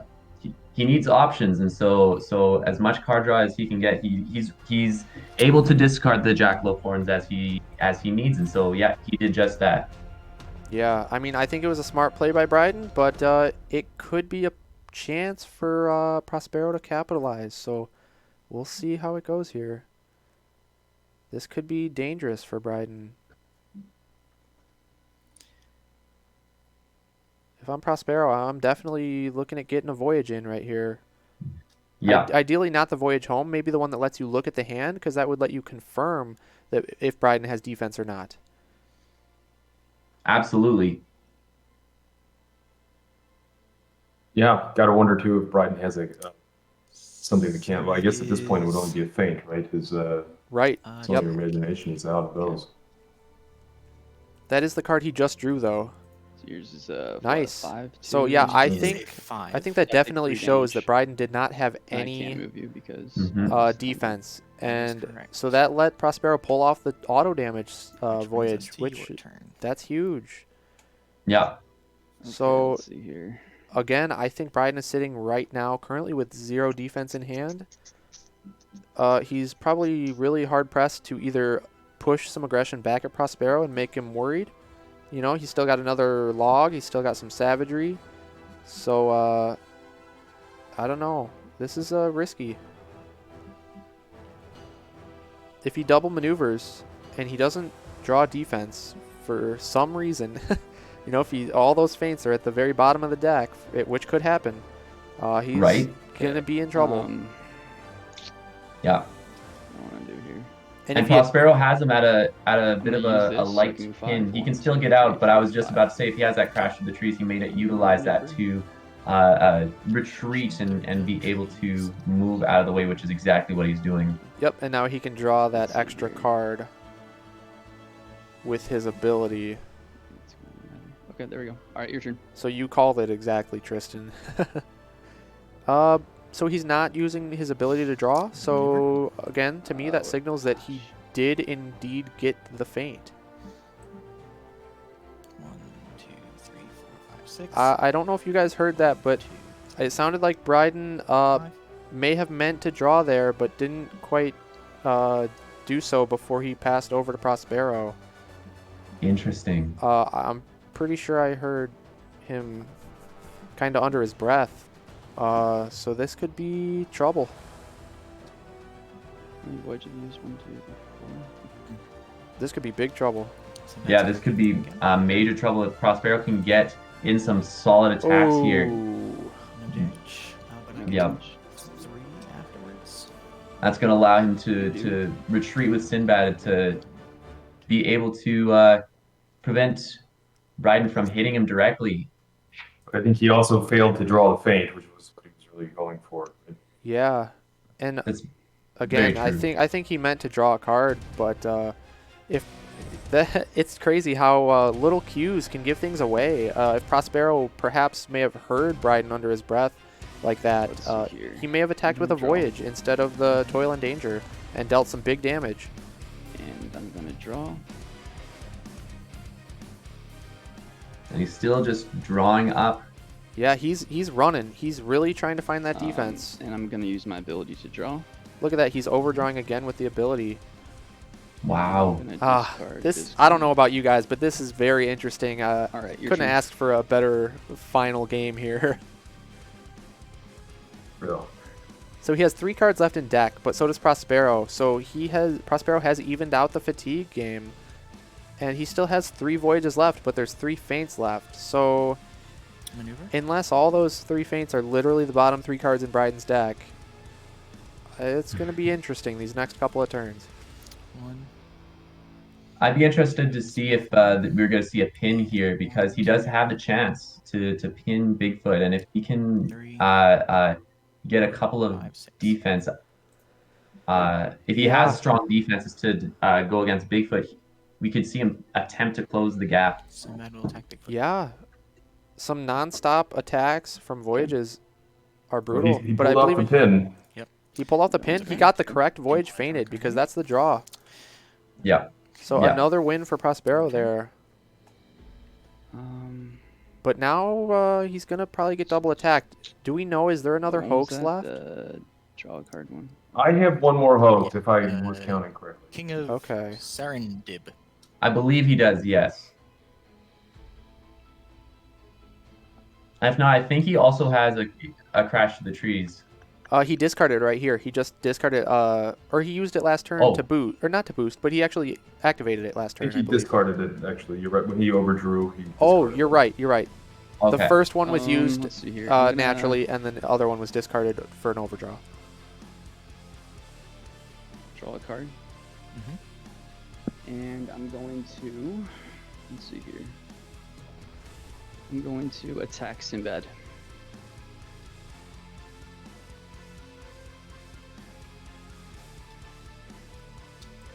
Okay. Fuck. Okay, so nothing happens. Oh, That was big. Well, you can move if you want. But yeah. He, wow, he could move Sinbad I back even do a not space want if he to move. wanted to. And that is. Nope, he a doesn't want to. He's going to second stand his down. ground. Man, Interesting. He's committing to the pin. Mhm. But that was Bryden's second action. He maneuvered first, huh? So my guess is he maneuvered to confirm that he would draw a feint. He probably did, and then got the assurance to attack. With Sinbad. Okay. And now here I expect the feint. All right. So It's not. Let's see here. Oh, it's I not take a feint. 1, 2, Cool. 3, 4, 5, 7. So I So take it's 3. 7. So that's 3 damage, and he gets to see Bryden's then, hand. If he sees no I feint, he can can look at your close the hand, game yeah. right here. There it is. Ah, there is the feint. There is a feint. Okay. Right. Okay. So now it's a mind game here of, okay, I'm going to attack you again. Are you going to feint, or are you going to toss that feint on something that's not a voyage? Oh, But did if you see it you- still? Let me just sing. You know, if Two he savageries, uses love a and momentous shift to defend feint here, and momentous and Prospero shift. actually is using Voyage Home, that can be the end of the game. But we saw 2 savageries, larger than life, which are just raw damage attacks. It's not going to help Bryden's situation with his defense. So you know the last 2 cards in his deck are a feint and a hoax. Mm-hmm. Yep. I attack. The other interesting thing that he could have done, it looks like he's attacking, but the other thing he could have done is try to maneuver with Sinbad, using the Porter to block and potentially relying on that And fatigue, reveal. because he does have the health Oh my advantage gosh, now. look at But that. he will draw that And feint, I which get is to huge. up its Yes, space. He's no, doing the final feint. I agree with you though, To Tristan. which end I will If he go. was 1, able- 2, 3. Like So so. that was feinted, right? So Okay. there's no movement. All right, my turn. Mm-hmm. Okay, drawing a card. Because when we looked at the his hand, he did Oh, not have right, that you one painted. hoax I that we noted that he could have Oh. had. Shoot, I went to. So it would have meant he would have had Hoax to back then? maneuver and then potentially play a Sure. hoax as an attack if he wanted to get Shuffle right up I to don't know Sinbad. about it, but let's return to deck. So he had that option, but it looked like he opted to attack, Return and to- he drew out return that feint to deck, and then I'll beautifully. shuffle. Mm-hmm. Yeah. So Honestly, Oh, though, yeah, Tristan, so I you think one if of two I cards were anyway. Yeah, Prospero, exactly. I may let's see have what I'm gonna do. taken your line of play because you have Porter at a 6 health meat shield right now, and you've evened out the deck counts. So I don't think it's unreasonable for Prospero to have backed off there using his 8 movement to make it so Bigfoot literally just cannot hit Sinbad, and Sinbad has the health advantage. So maybe there's a way that Sinbad would have won in fatigue there. I don't know 100%, but it's definitely an interesting line of play. Yeah.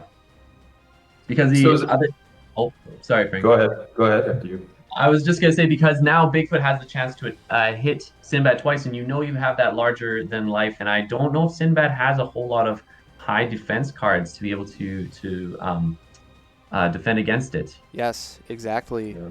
But you got to also think, if if he's gonna attack, that's a card he's not drawing. And if that top card in deck is a hoax and not the last feint, At that it's a stage again. 50-50. We are. If Bryden takes the I'm attack, just gonna go for it. I'm gonna attack. then Voyage Home is a Excellent. value of 8 and will kill Bigfoot. Block. All right. Okay, so you take 3. As long as And then I Prospero take 3. holds... You do. Actually, he doesn't even have to hold the pin. Actually, oh, that may have been a mistake. Life out. Well, Because if I'm- he's not covering I need Bigfoot's to zone right figure here. this card So because I Bigfoot don't gets have this 2 card. draws, so he gets to guarantee the Ooh. feint. But you can still take your. Is the porters in I the zone? want to put these like up here. No, so but you if don't- Bigfoot Right. moves now as his I second mean, I'll take Oh, all I the see, cards, yeah. yeah. Oh, yeah. he I'm could have actually gonna put Sinbad zoom in out that try Yeah. zone a little space further. to cover the draw. Yeah.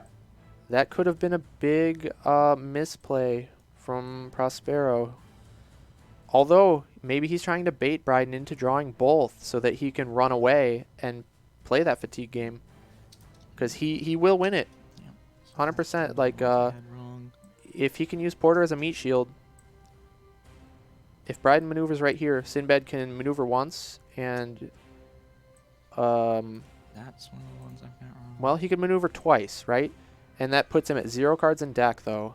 But he still has 3 health. So as long as he can make it so Bigfoot Mhm. can't reach Sinbad, he will win the game. Yep. Because then Bigfoot is forced to do that second maneuver on his next turn, bringing him down to 0 exactly. And the thing is, if Bryden draws 1 card and does not choose to use his ability, we know that he drew the feint. So we know that Prospero should play around that feint if at all possible. Yep. Do we know if Bigfoot has one more larger than life card?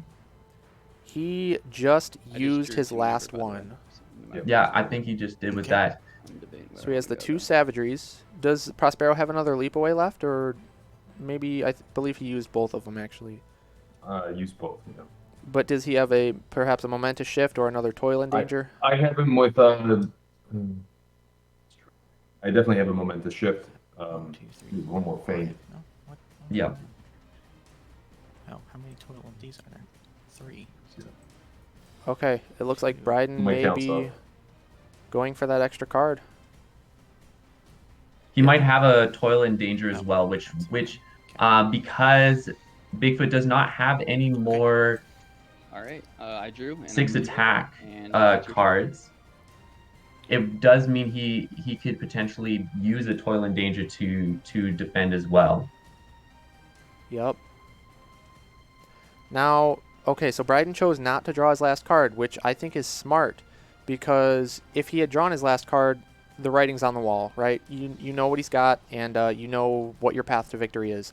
Now, at the very least, he keeps Prospero guessing. Because there's no telling if he drew the Maneuver? feint or not. You would think he did, but Bryden might be faking Prospero out because that's his only chance at victory here.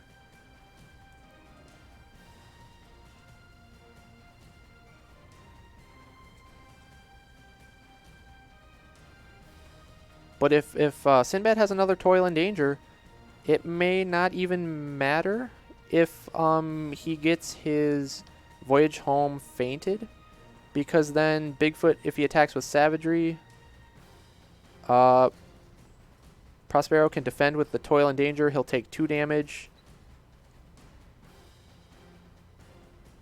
So right now here, if he's going to attack with Porter, he needs to put Sinbad far off where Hoax is not going to reach him. Yeah, That's agreed. exactly what he just did. Very, very smart. Yeah, there we go. Nice one with Porter. It's exactly what he needed to do. This is just And then coming you down can- to the absolute wire. This is Yeah, what a then game. you can hit with the Porter, which gives him one more maneuver without Yes. having to Yep. draw for the exhaustion. And he That's still huge. has another maneuver post exhaustion that he can survive to get that last voyage attack in. Yeah. Oh, this is so close. I'm really, I love Bryden, but I'm really rooting for Prospero here. I want to see Bigfoot taken down. Yeah. There is some satisfaction when any one of the big three go down. Mm-hmm. Definitely. I mean, Good game. let's see. This is intense. Yeah, use this. And just like last game, any card could win or lose the game here. That's Ooh. 2. So Bigfoot gets 1 attack. Okay. 2 attacks on Porter, but then Sinbad. Ooh, actually, Sinbad can't double maneuver. Oh, he can. That was your momentous shift. Yep. Sinbad can double Slightly maneuver. less momentous than mine. So if was. Bryden Which means it's your attacks turn. twice, he keeps his card in deck, though. That's the thing. So then we know that Bryden has a likely a feint. I think if he double attacked, it would be fairly obvious that he would have had a feint because he could use that for the voyage home. I think the fact that he had to Also, you draw Yep, might to attack first, point a and it little costs bit me a game. to the fact that you needed to secure that feint so that if Prospero with Sinbad, then he could have that defense ready. Mm-hmm. This is it, though. Bryden just drew. He cannot close out the game. I'm surprised that he would draw on that first card. That he didn't attack the Porter in Right, his first action. right. I would have expected an attack Wow, first. that really screwed me over. He may have miscounted his cards. I don't know what happened. I'd be interested. We can ask him afterwards for the interview, but I'll be interested to see what he was thinking in this moment.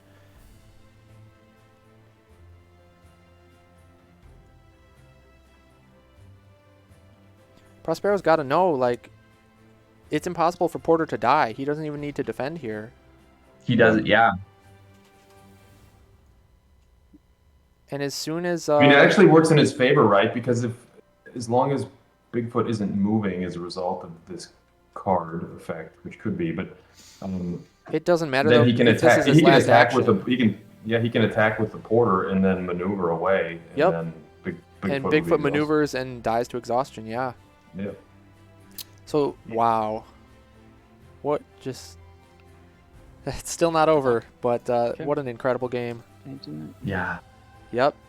And there's a Fantastic. feint. Porter takes 2, and then And that is it.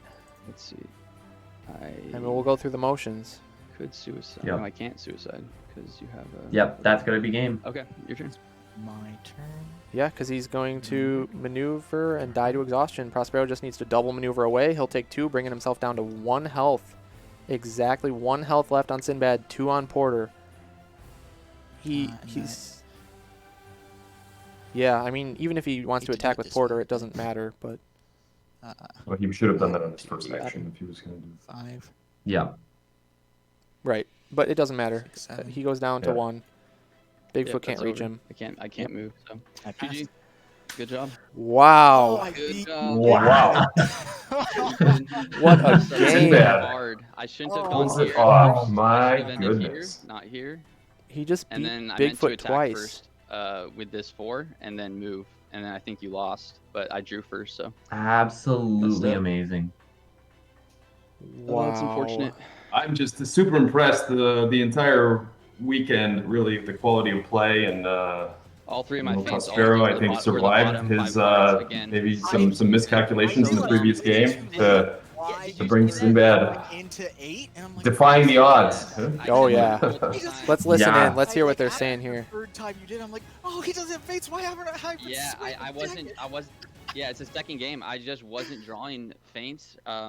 Yeah, all 3 of my feints were the bottom 5 cards. So again, which is really annoying. Yeah, I should have swung Both with. games against Sinbad. Both games against Sinbad. Both Yeah, games. where you want them. 3 feints, the bottom 5 in this one, and then 2 feints, the last 2 cards in Robin Hood's game. It's just, it's so annoying. So annoying.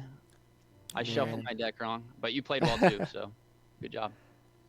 All right. Well, let's head back to the commentators, and we'll work on Yeah, getting these guys in so for some I know that interviews they here. want to do. Wow, guys, what Yeah. a match.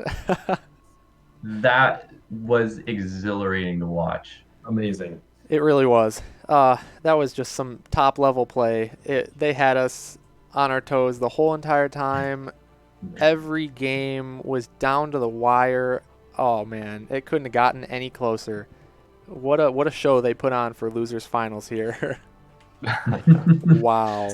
It's amazing that the cancel effects on those cards didn't come into to play so much in the end. I mean, he was able to really execute the voyages pretty effectively. It was, I think, like Bryden, we heard him say he had most of the feints were at the bottom of the deck. So Yeah, really, exactly. And really- unfortunately, that happens. It's just the luck of the draw. He did have two of those imaginations though, which against a normal deck, two of cancel cards would be only one feint left. So I guess, you can't really complain too much as Bigfoot because you still got two cancels, mid game where you kind of wanted them. The only unfortunate thing was that I think those may have been his only defenses, and so he was forced to use them suboptimally. They weren't on voyages. He got one hit with the commanding impact, and he got the other one hit with, I want to say it was an exploit attacking because it dealt the damage over it and canceled the draw, which meant all the difference. So, yeah, it was so close. I'm going to see if we can get them in for an interview here.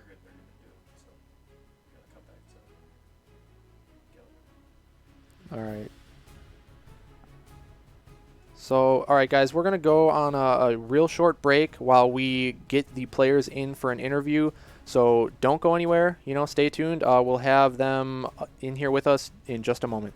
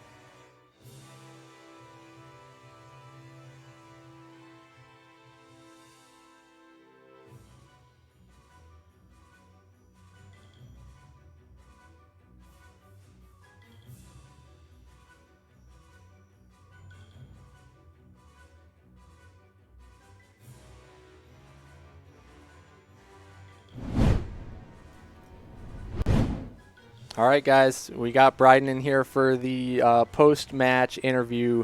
So, Bryden, I'm ready for the salt to pour. Yeah, so Prospero definitely rigged the decks before the game started, 100%. We need to get someone looking into that. No, but so yeah, I mean, you guys can ask away, I guess. Yeah. So, What do you want to know? well, first of all, how were you feeling going into the match? He banned Sherlock. I didn't expect that. I mean, usually people just ban Bigfoot and Medusa, so no one practices them.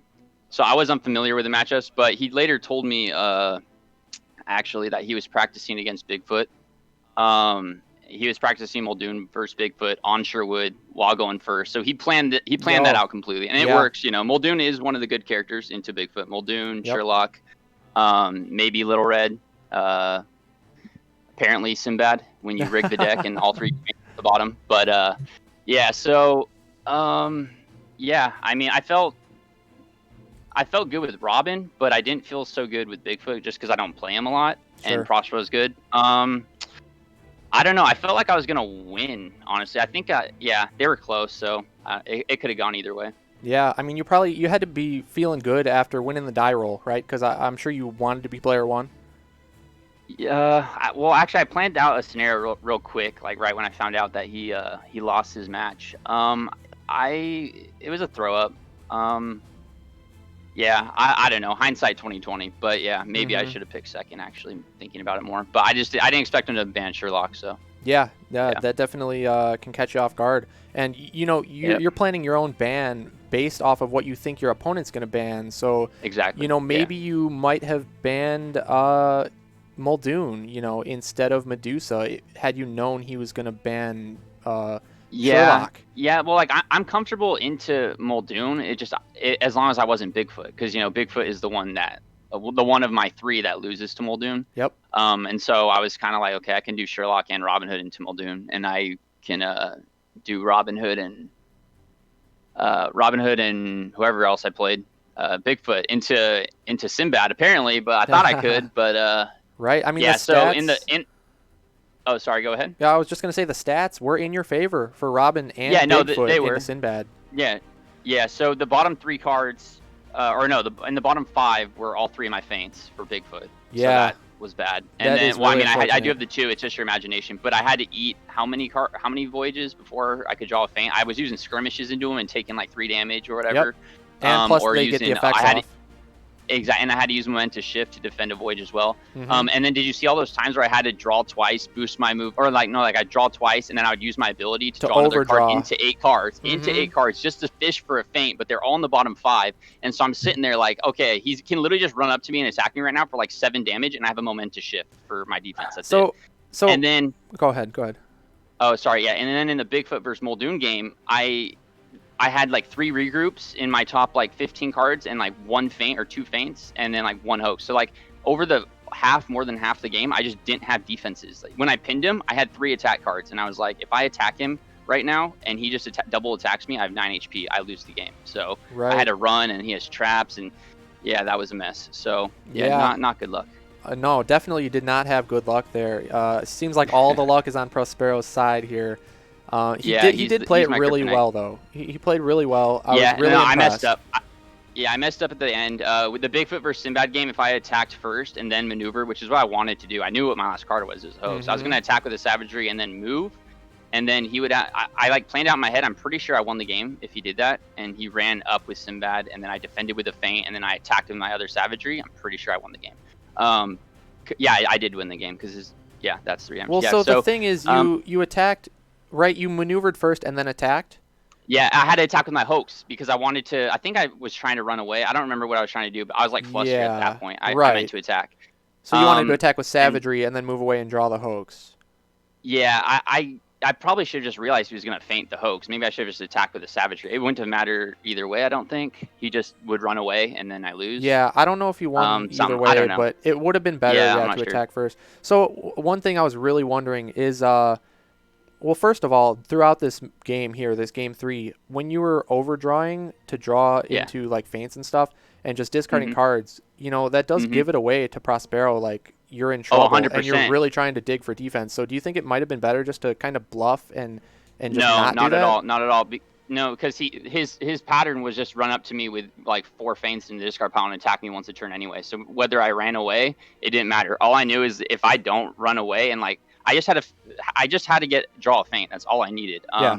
Whether it's 5 spaces away or 6, whether I'm drawing 3 cards, he's gonna run up and he's going to attack me. That's all he's gonna Right. do. That's Sinbad for you. Yeah. I have a feint or I don't, and if I don't have a feint, which I didn't, I eat like 5 or 6 damage. So I knew it gave it away completely. He was telling me before the interview, like he's like, oh yeah, I kind of caught on too late that you were like boosting away and using your ability to draw up to A. I was like, yeah, I mean, there's no way, though. He's gonna get to me no matter what, and he's going to attack me. That's what's gonna happen. So I either have a feint or I don't. If I had a feint, I would have played it, but I didn't have him there on the bottom 5. So Yeah, unfortunate. And yeah, then the bottom 2 cards were feints. The last 2. Ah. So I got one at the beginning and the last 2. So I was eating voyages there too. It's yeah, frustrating, we couldn't but believe it. Like watching, we're like, wow, holy cow! You know, Yeah, you just there were must a lot not of- have them because you had like a Yeah. full hand and you're just not throwing them out. And we're like, well, he's in Yep, trouble. yep. So there's a reason why he's Yep. not using them. And yeah, need a mulligan next tournament. yeah, honestly, that could make a big difference. There was something else I was gonna ask. That last turn, when you attacked first, and then you maneuvered into the green, No. and you chose not to use your ability. Yes, I had You a drew feint. the feint. Okay. So what we Yeah, were yep. thinking from our end was that, okay, if he draws the feint, he's not going to use his ability. If he does not draw the feint, he is going to use his ability to get to Yeah. that feint. But then Yeah. it gave it away, like, because you didn't use the ability, it gave away that you probably did draw the feint. Unless you were playing some kind of next level mind game where you could die to a voyage, but you're trying to bluff the feint. Yeah, But yeah. That was yeah, a really for sure. interesting turn for sure. Yeah, and me just getting caught in that area where he pinned me for like a turn or something. Yep. That I didn't mean that. I literally could have ended my turn 1 space below and not been pinned. It was just it's one of Yeah. those things where you're not paying attention fully. Like you're counting cards. You know, I'm counting my deck and his deck because on TTS I just have them laid out, but here I need to count with 2 windows. So I have Yep. like 3 windows up counting, so it's hard to keep track of things. We both made a couple mistakes here and there. Yeah, but, it is overall, really good hard. game. Yeah, it's very hard, especially people make mistakes. You're under pressure. You're thinking of 5 million things at once, counting cards, Yeah. counting decks, counting spaces. It's Yeah. just information overload at times. So like, it Yeah, and happens. people are watching too, so I don't want to keep them waiting. So like, I'm not gonna sit here and be like, well, 2 + 4, and they do a feint, and then I do this, and I'm not gonna, at a certain point, I'm just gonna be like, okay, I think this is a good play, and Yeah. obviously I'm thinking, I'm not just throwing out random cards, but yeah, there's definitely that sense of pressure, and people are watching, so you For can't sure. Yeah, and you said yourself, you don't play the big 3. You're used to playing Spike, Willow, and Arthur. And Exactly. unfortunately, we didn't get to see them here, but yeah, it maybe kinda- next tournament. yeah, maybe if we switch up the format. But Yeah, or maybe just you're buff 'em. Sorry, I yeah, had to maybe. cough.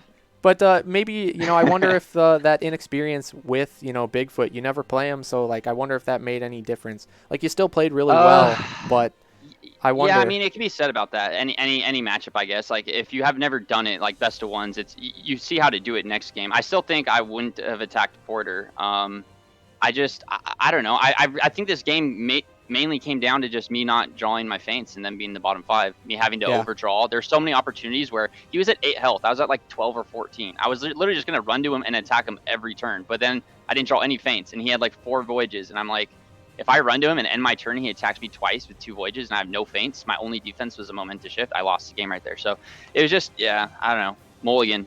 Yeah, That's what we need. it was rough. You Yeah. guys have any other specific questions, things you were taking notes of during the games at all? I probably just overtalked. No, I would That's say, just what a great tournament. I mean, we're just on a tear, so congratulations. I think in some epic matchups with Prospero as well. So Yeah, nice thank job. you. Yeah, I'll take top 3. Yeah, Prospero is my my kryptonite apparently. Only one who's beat me twice. He's your so- rival now. He's your nemesis. Yeah, looks like it. Yeah, but yeah, dude, well played. You made it super far. You did fantastic. We had some great games. You are definitely the Sherlock destroyer. I don't think anybody has beaten Sherlock as many times in the tournament as you have. Yeah, I think I beat him like 5 of the 7 or something like that. So yeah, what a crazy win rate against Sherlock. So you are the Sherlock destroyer. But yeah, well Thank played. you. Tristan, you got anything else in particular? I don't have any questions in particular. Yeah, I just echo what the other two are saying. Wonderfully played. It was some intense matchups, and yeah, that was exciting to watch. So thank you for playing, Bryden. Yeah, It was yeah. awesome to see. Yep. Yep, sounds good. All right, Thanks, Bryden. guys. Thanks a lot for joining. Yeah, no Have a problem. good one. See ya. All right, take care. Bye.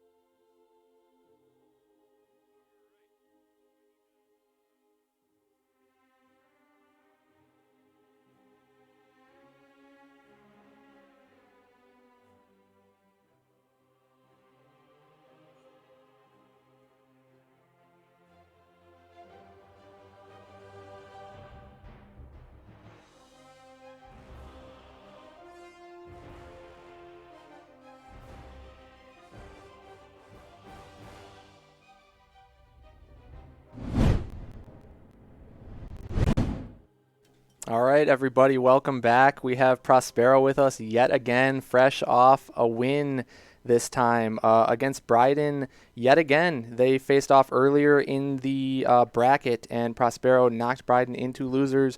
Bryden scraped his way through losers back up to meet Prospero here in losers finals, and Prospero took it yet again. So, Prospero, congrats off the bat, and how you feeling? Thanks. I am definitely running on an energy high, which is weird since I played the full number of games that I could play today. Yep. I'm also going for that streak, so in the grand finals tomorrow, it could go up to 6 games, so I could get 12 games in this weekend, guys. Wouldn't that be exciting for the viewers? Oh, yeah. That's got to be unmatched overload right there. Wow. But yes, it is definitely a big one. oh yeah. So first of all, love the attire switch up though as well. Very fitting, I feel like. Well, after I got beat down here, I felt like I'm in survival mode. I gotta, I'm not prim and proper anymore. This isn't all business. This is, fight to survive, tooth and claw. So Yes, very fitting. I love it. How were you feeling going into the match with Bryden? I know you had beaten him earlier in the bracket already, but you are also fresh off a loss, so I don't know if that, played any impact, mentally. How were you feeling going into the match? well, I did some strategizing. I figured he wasn't going to try what he tried last time, and when I started to suspect that he might do meta picks, which ended up being how it went down. Fortunately, earlier this week I had practiced. The idea would be if I got second pick and the meta picks went down, Bigfoot, Medusa, Sherlock, that I would get Muldoon next pick and ban Sherlock. Okay. So that went perfectly according to plan. I beat Bigfoot. I got it there. I thought he was going to pick Bigfoot again. That I would then take a loss and have map pick, which I did have map pick in the end, but map pick into Sinbad versus Robin Hood, Right. which I thought was my best shot. Mm-hmm. It's not necessarily the best shot, but I think it's better than the Bigfoot shot. So when Sure. I ended up when he took Robin Hood in the second game and picked Sherwood Forest again, I started really sweating because I hate Sherwood Forest in a melee versus range matchup. Sure. And I feel like I misplayed one or two things in that matchup, but he ended up winning that, and I was like, well, it's pretty much done. And done and dusted. I'm Sherlock into Bigfoot. Bigfoot's got 5 cancels. I get to pick the map, but not Sherlock. I'm Sinbad. Right. So what am I gonna do? But I was like, you know what? We'll play it out, and I lose, and everyone expects me to lose, or I get a real epic story finish, which I fortunately was able to pull out. You there did in the it. end. You did it. Yeah, it was incredible. I'm sure everybody loved seeing Bigfoot fall twice in one match. For you to get the win. That was incredible. One thing on the second game with Sherwood Forest. So we were, after at the very end game there, you pulled out all the discard piles and you were counting cards and whatnot. We were very surprised that you attacked with the Toil and Danger versus one of your. You had a couple of voyages, not just one left, and he only had one feint. So if you would have attacked with one of the voyages into his feint, you could have defended that first ambush attack with the Toil and Danger and gotten out of a second attack range, and then you could have boosted in and attacked with that other last voyage to close out the game. So we, as commentators, we were like, oh my gosh, he's got it. He's going to 2-0 Bryden. Unfortunately, that must have slipped your mind, a little misplay there, which brought us into game 3, and then we're all thinking, how is he going to win Sinbad into Bigfoot, with all those cancels? And we're just so happy to see you pull it out. Yeah, it's when you're at this level of stress. So this is like that at the Robin Hood point. I'm not going to even pretend that there was probably better plays in there, particularly towards the end. I had that was my 5th game. It was running close, and this is the big stage. Nerves get you sometimes. I don't think anyone this weekend has played absolutely perfectly. So it really just depends on where those mistakes happen and whether or not you're able to pull it out in the end. So yeah, 100%. I made mistakes. I know that Bryden was talking about that he made a couple that he was, kind of bemoaning. And I complained about making mistakes in the first match today. So yeah, it happens to everybody. We saw Bug Hunter, toss a Once Upon a Time against you that didn't even trigger I believe, or maybe it did. It was against the worker. No, it did on Yeah, a the worker. Hygiene worker, yeah. Right. So yeah, I mean that was a big mistake there, but mistakes happen, and like you said, it just depends where they happen.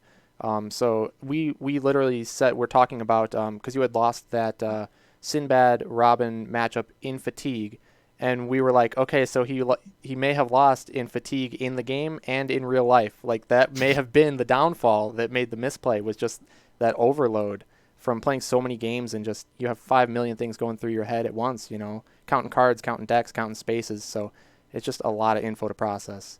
So but yeah, super Absolutely. happy to see you pull out that win in the end. I know I do have one question in particular that I've seen you do a lot, which is quite impressive throughout these games, is you've been defending very low health sidekicks, whether they be 1 health like workers, or in my particular instance, I'm thinking of, you had Porter at only 2 health, and you've been defending these weak sidekicks with big defense cards. Like I think they were leap-aways, possibly both times. But like that's very risky because you did it against Bigfoot into a worker, which it could have been a momentous shift and still killed the worker and eaten one of your leap-aways for basically nothing. Or it could have been a larger than life. That's less likely, but still could have. But you decided to play the leap away, and it was ended up being a savagery, which was hugely impactful because not only did it keep your worker alive, the savagery didn't trigger, I believe, and then you also you denied Bigfoot a card draw because you still had that worker laying around in the zone. So that was huge, and as well as you did a similar thing in this, not this game, but the one with Robin against I don't remember if it was an outlaw or if it was Robin Hood, but still, you used a big defense against an outlaw or against Porter, who could have died, but you kept him alive at 1 health, and that let you get another attack in with Fortune and Fate to draw you more cards, and I believe killed off another outlaw with it. So, like, that was really impressive, but, what makes you take those big risks? So, into Bigfoot, those ones are calculated. The longer I can keep my minions up, particularly since in the Muldoon kind of matchup, I need as much health as I can get, and I need my minions, my sidekicks, to stay in basically as long as possible, because that gives another target that he could potentially be targeting. Particularly with Bigfoot, savagery is a big thing. So when you've got a bunch of 1 health sidekicks, people like to use things that deal damage after combat to make sure they're going to get that kill. Right. So that was more of a calculated one. For Porter, though, and the kind of Sinbad into Robin Hood matchup, the way I was thinking it was, this is a very tight, like Sherwood Forest is a very tight map. It's very tight. There's lots of zones and the way that everything moves, but there's also a lot of narrow passages. Yeah, like corridors where you can't get around. You have to just go Right. straight ahead or loop a huge loop. Which means the Porter has a double feature there of blocking movement, which against a ranged matchup can be very important, and then also being another source of attack. Right. To get around the other side of the loop, possibly. Yeah, my thinking there was essentially I just want to keep him alive. I've got a big attack here. Also, they don't they save their feints for Sinbad. Right. So Porter can use bigger cards without having to necessarily worry about getting like the effects canceled. Mm-hmm.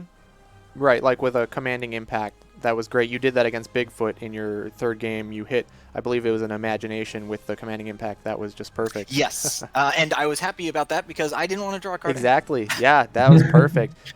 We did, I don't know if you've been able to catch any of the stream. Probably not because you've been playing, but we're doing like deck list highlights pre-game. And, we pull up the deck list and then some key cards. And I think Commanding Impact is probably the most important card in Sinbad's deck, just because of that role that it plays to bait feints late game when they want to feint a voyage, and turns out it's a commanding impact, and they're taking 3 damage, and you're happy you're not drawing. So I think it's definitely a key card. But yeah, you pulled it off really well. Yeah, I'm definitely like, I'm gonna ride this excitement for a while, but my matchup tomorrow, I'm definitely not confident, particularly how he managed to beat me today. And I feel like I've been relying pretty heavily on pick ban, Yep. and getting counter picks. Yep. The exception being these last 2 games.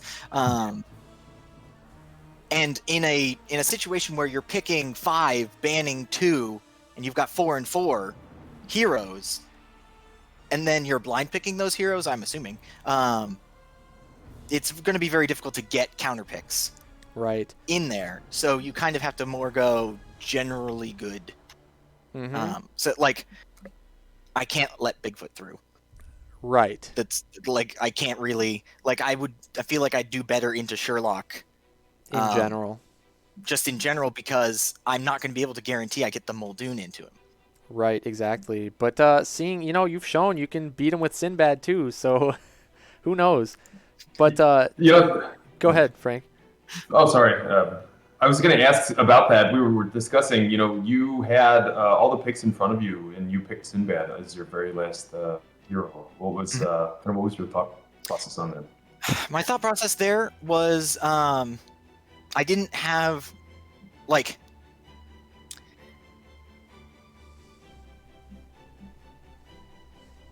after my last match, that was kind of a really unfortunate circumstance. In this case, Sinbad is, I would consider, my main hero. I've probably played more games with Sinbad than anyone else, and so it was kind of a comfort pick. And after what happened in the first match today, what would have been the counter pick into Robin Hood in my mind is Buffy, because I've done that match before. She can clear outlaws really well, but my faith had been shaken in Buffy after getting just smacked in the match earlier. Yeah. So it was completely personal. Like, yes, tactically it probably would have been better to pick someone else, probably Buffy, but I was like, I need a comfort pick. I'm this deep into today, and so that it turned out. It worked out. Yeah. Nice. I mean, it was fun to watch. Really, really good. Yeah, that's very interesting to hear, because I didn't know, that Sinbad was your main, so to speak, because you hadn't played him at all throughout the tournament, I believe, up until this point. No, after I found out how strong Muldoon was early on in the tournament, I have been picking him a lot more, but just going back, I tend to pick Sinbad. And before I started really developing strategies and like deeper into the tournament, I think I picked Sinbad in my first round, the first round that I played, which I think which right. was the same idea where I wanted a comfort pick. I hadn't really thought about counters or any of that sort of stuff. So yeah. Well, I mean, you definitely kind of developed into like almost the master of counters. You're kind of a jack of all trades, what we've been saying. You've had a lot of success with a variety of fighters. So again, we were just surprised to see the Sinbad because on paper, based off the stats, he loses hardcore to Bigfoot, and he still loses a decent amount towards Robin Hood. So we were just surprised, but didn't know that was a comfort pick for you. But I'm glad it worked out for sure. Me too. Yeah. How about you, Tristan? Any specific questions you had? You all covered the questions I had. I was going to talk a little bit about the Sinbad pick and the commanding impact, but yeah, it was already covered. So I have nothing to say except congratulations yet again. Yeah, that was a big win. Happy to see Bigfoot fall yet again here. Just to be clear, for the grand finals format, I mean, we will start that tomorrow morning at 9 or 10 a.m. Eastern. But you guys each are going to pick 5 fighters, unique, same process you've been doing, but you're going to ban only 1 fighter each. So you are going to have 4 fighters remaining, but you being on the loser side of the bracket, you have to win with all 4.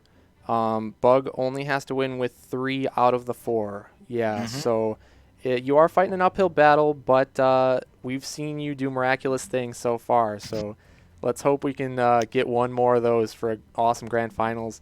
And like you said, it's gonna be a mashup in terms of like the different fighters. Who knows what we're gonna see, because that's so many fighters to pick. Obviously, the big three will be in there, but that's only 3 out of 10. I expect to probably see, maybe some Muldoon, Robin Hood, Sinbad, but again, you throw those in there, you're at 6 out of 10. There's still 4 more fighters to be picked, so it's going to be interesting. So you definitely got your work cut out for you in terms of prep if you want to try and come up with some form of strategy. Hopefully, I'll find something in there. Yeah, but again, you just your jack of all trades. Win streak here may just prevail, so maybe comfort picks are the way to go. Who knows? But yeah, I mean, if you guys don't have any other specific questions, I don't know, Prospero, if you have anything you want to say before we sign off. Diamond hands. You got it. All right, man. Well, congrats on your big win, and we will see you again tomorrow morning for the grand finals. So Right, take get some care, rest. everybody. Yeah. Have a great night. See you tomorrow morning.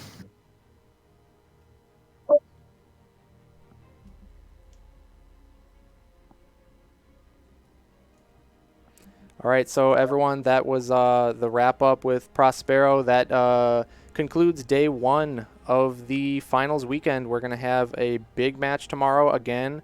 It's going to be Bug Hunter versus Prospero, like we saw in the winners finals.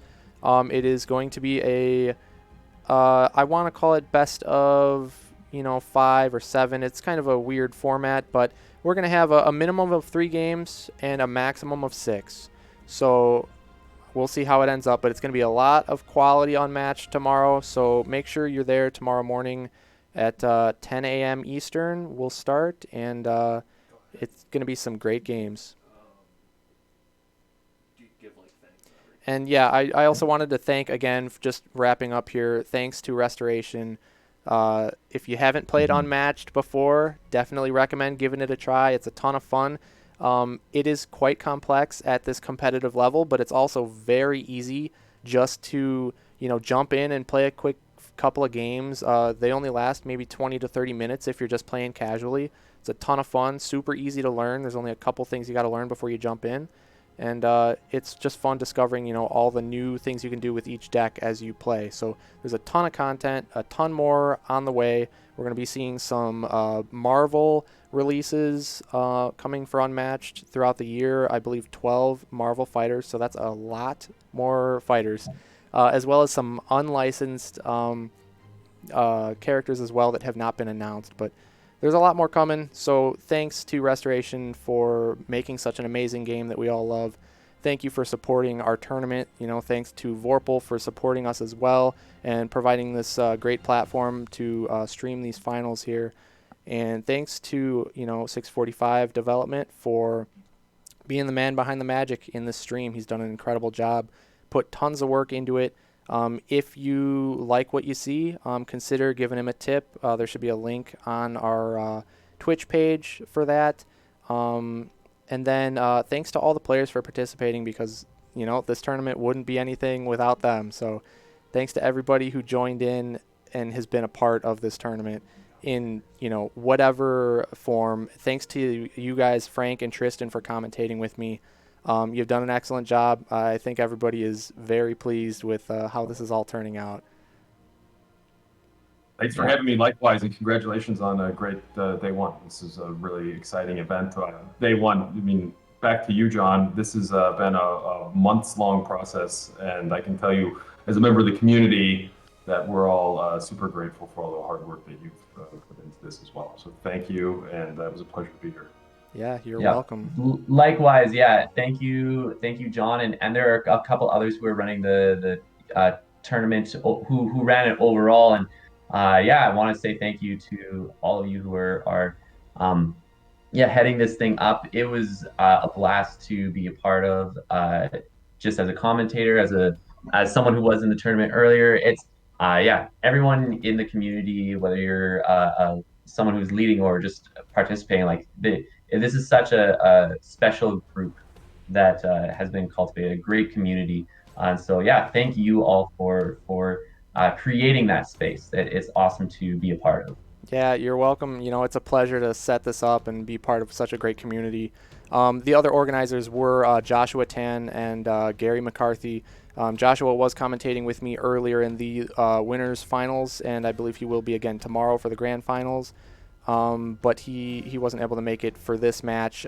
Gary was not able to make it as well, unfortunately. But maybe we'll get him on screen for a little bit tomorrow, at least just to say a few words and just introduce him. But we'll see if he's available for that. If not, I just again wanted to give credit where credit is due. I couldn't do it without them. They did a ton of work getting everything ready with Vorpal and with these cool images that we've been releasing with like match results throughout the tournament and everything. So I couldn't have done it myself. We got a great group here able to organize this, and I'm just really happy with how it all turned out. It's been awesome. It's been a blast. So yeah, glad you guys are all enjoying it, and we will definitely be looking at doing more in the future. But for now, I mean, we still got one more big match ahead of us, so let's all get some rest, and we'll see you guys back again tomorrow morning for the grand finals. See you then. Thank you. Yep.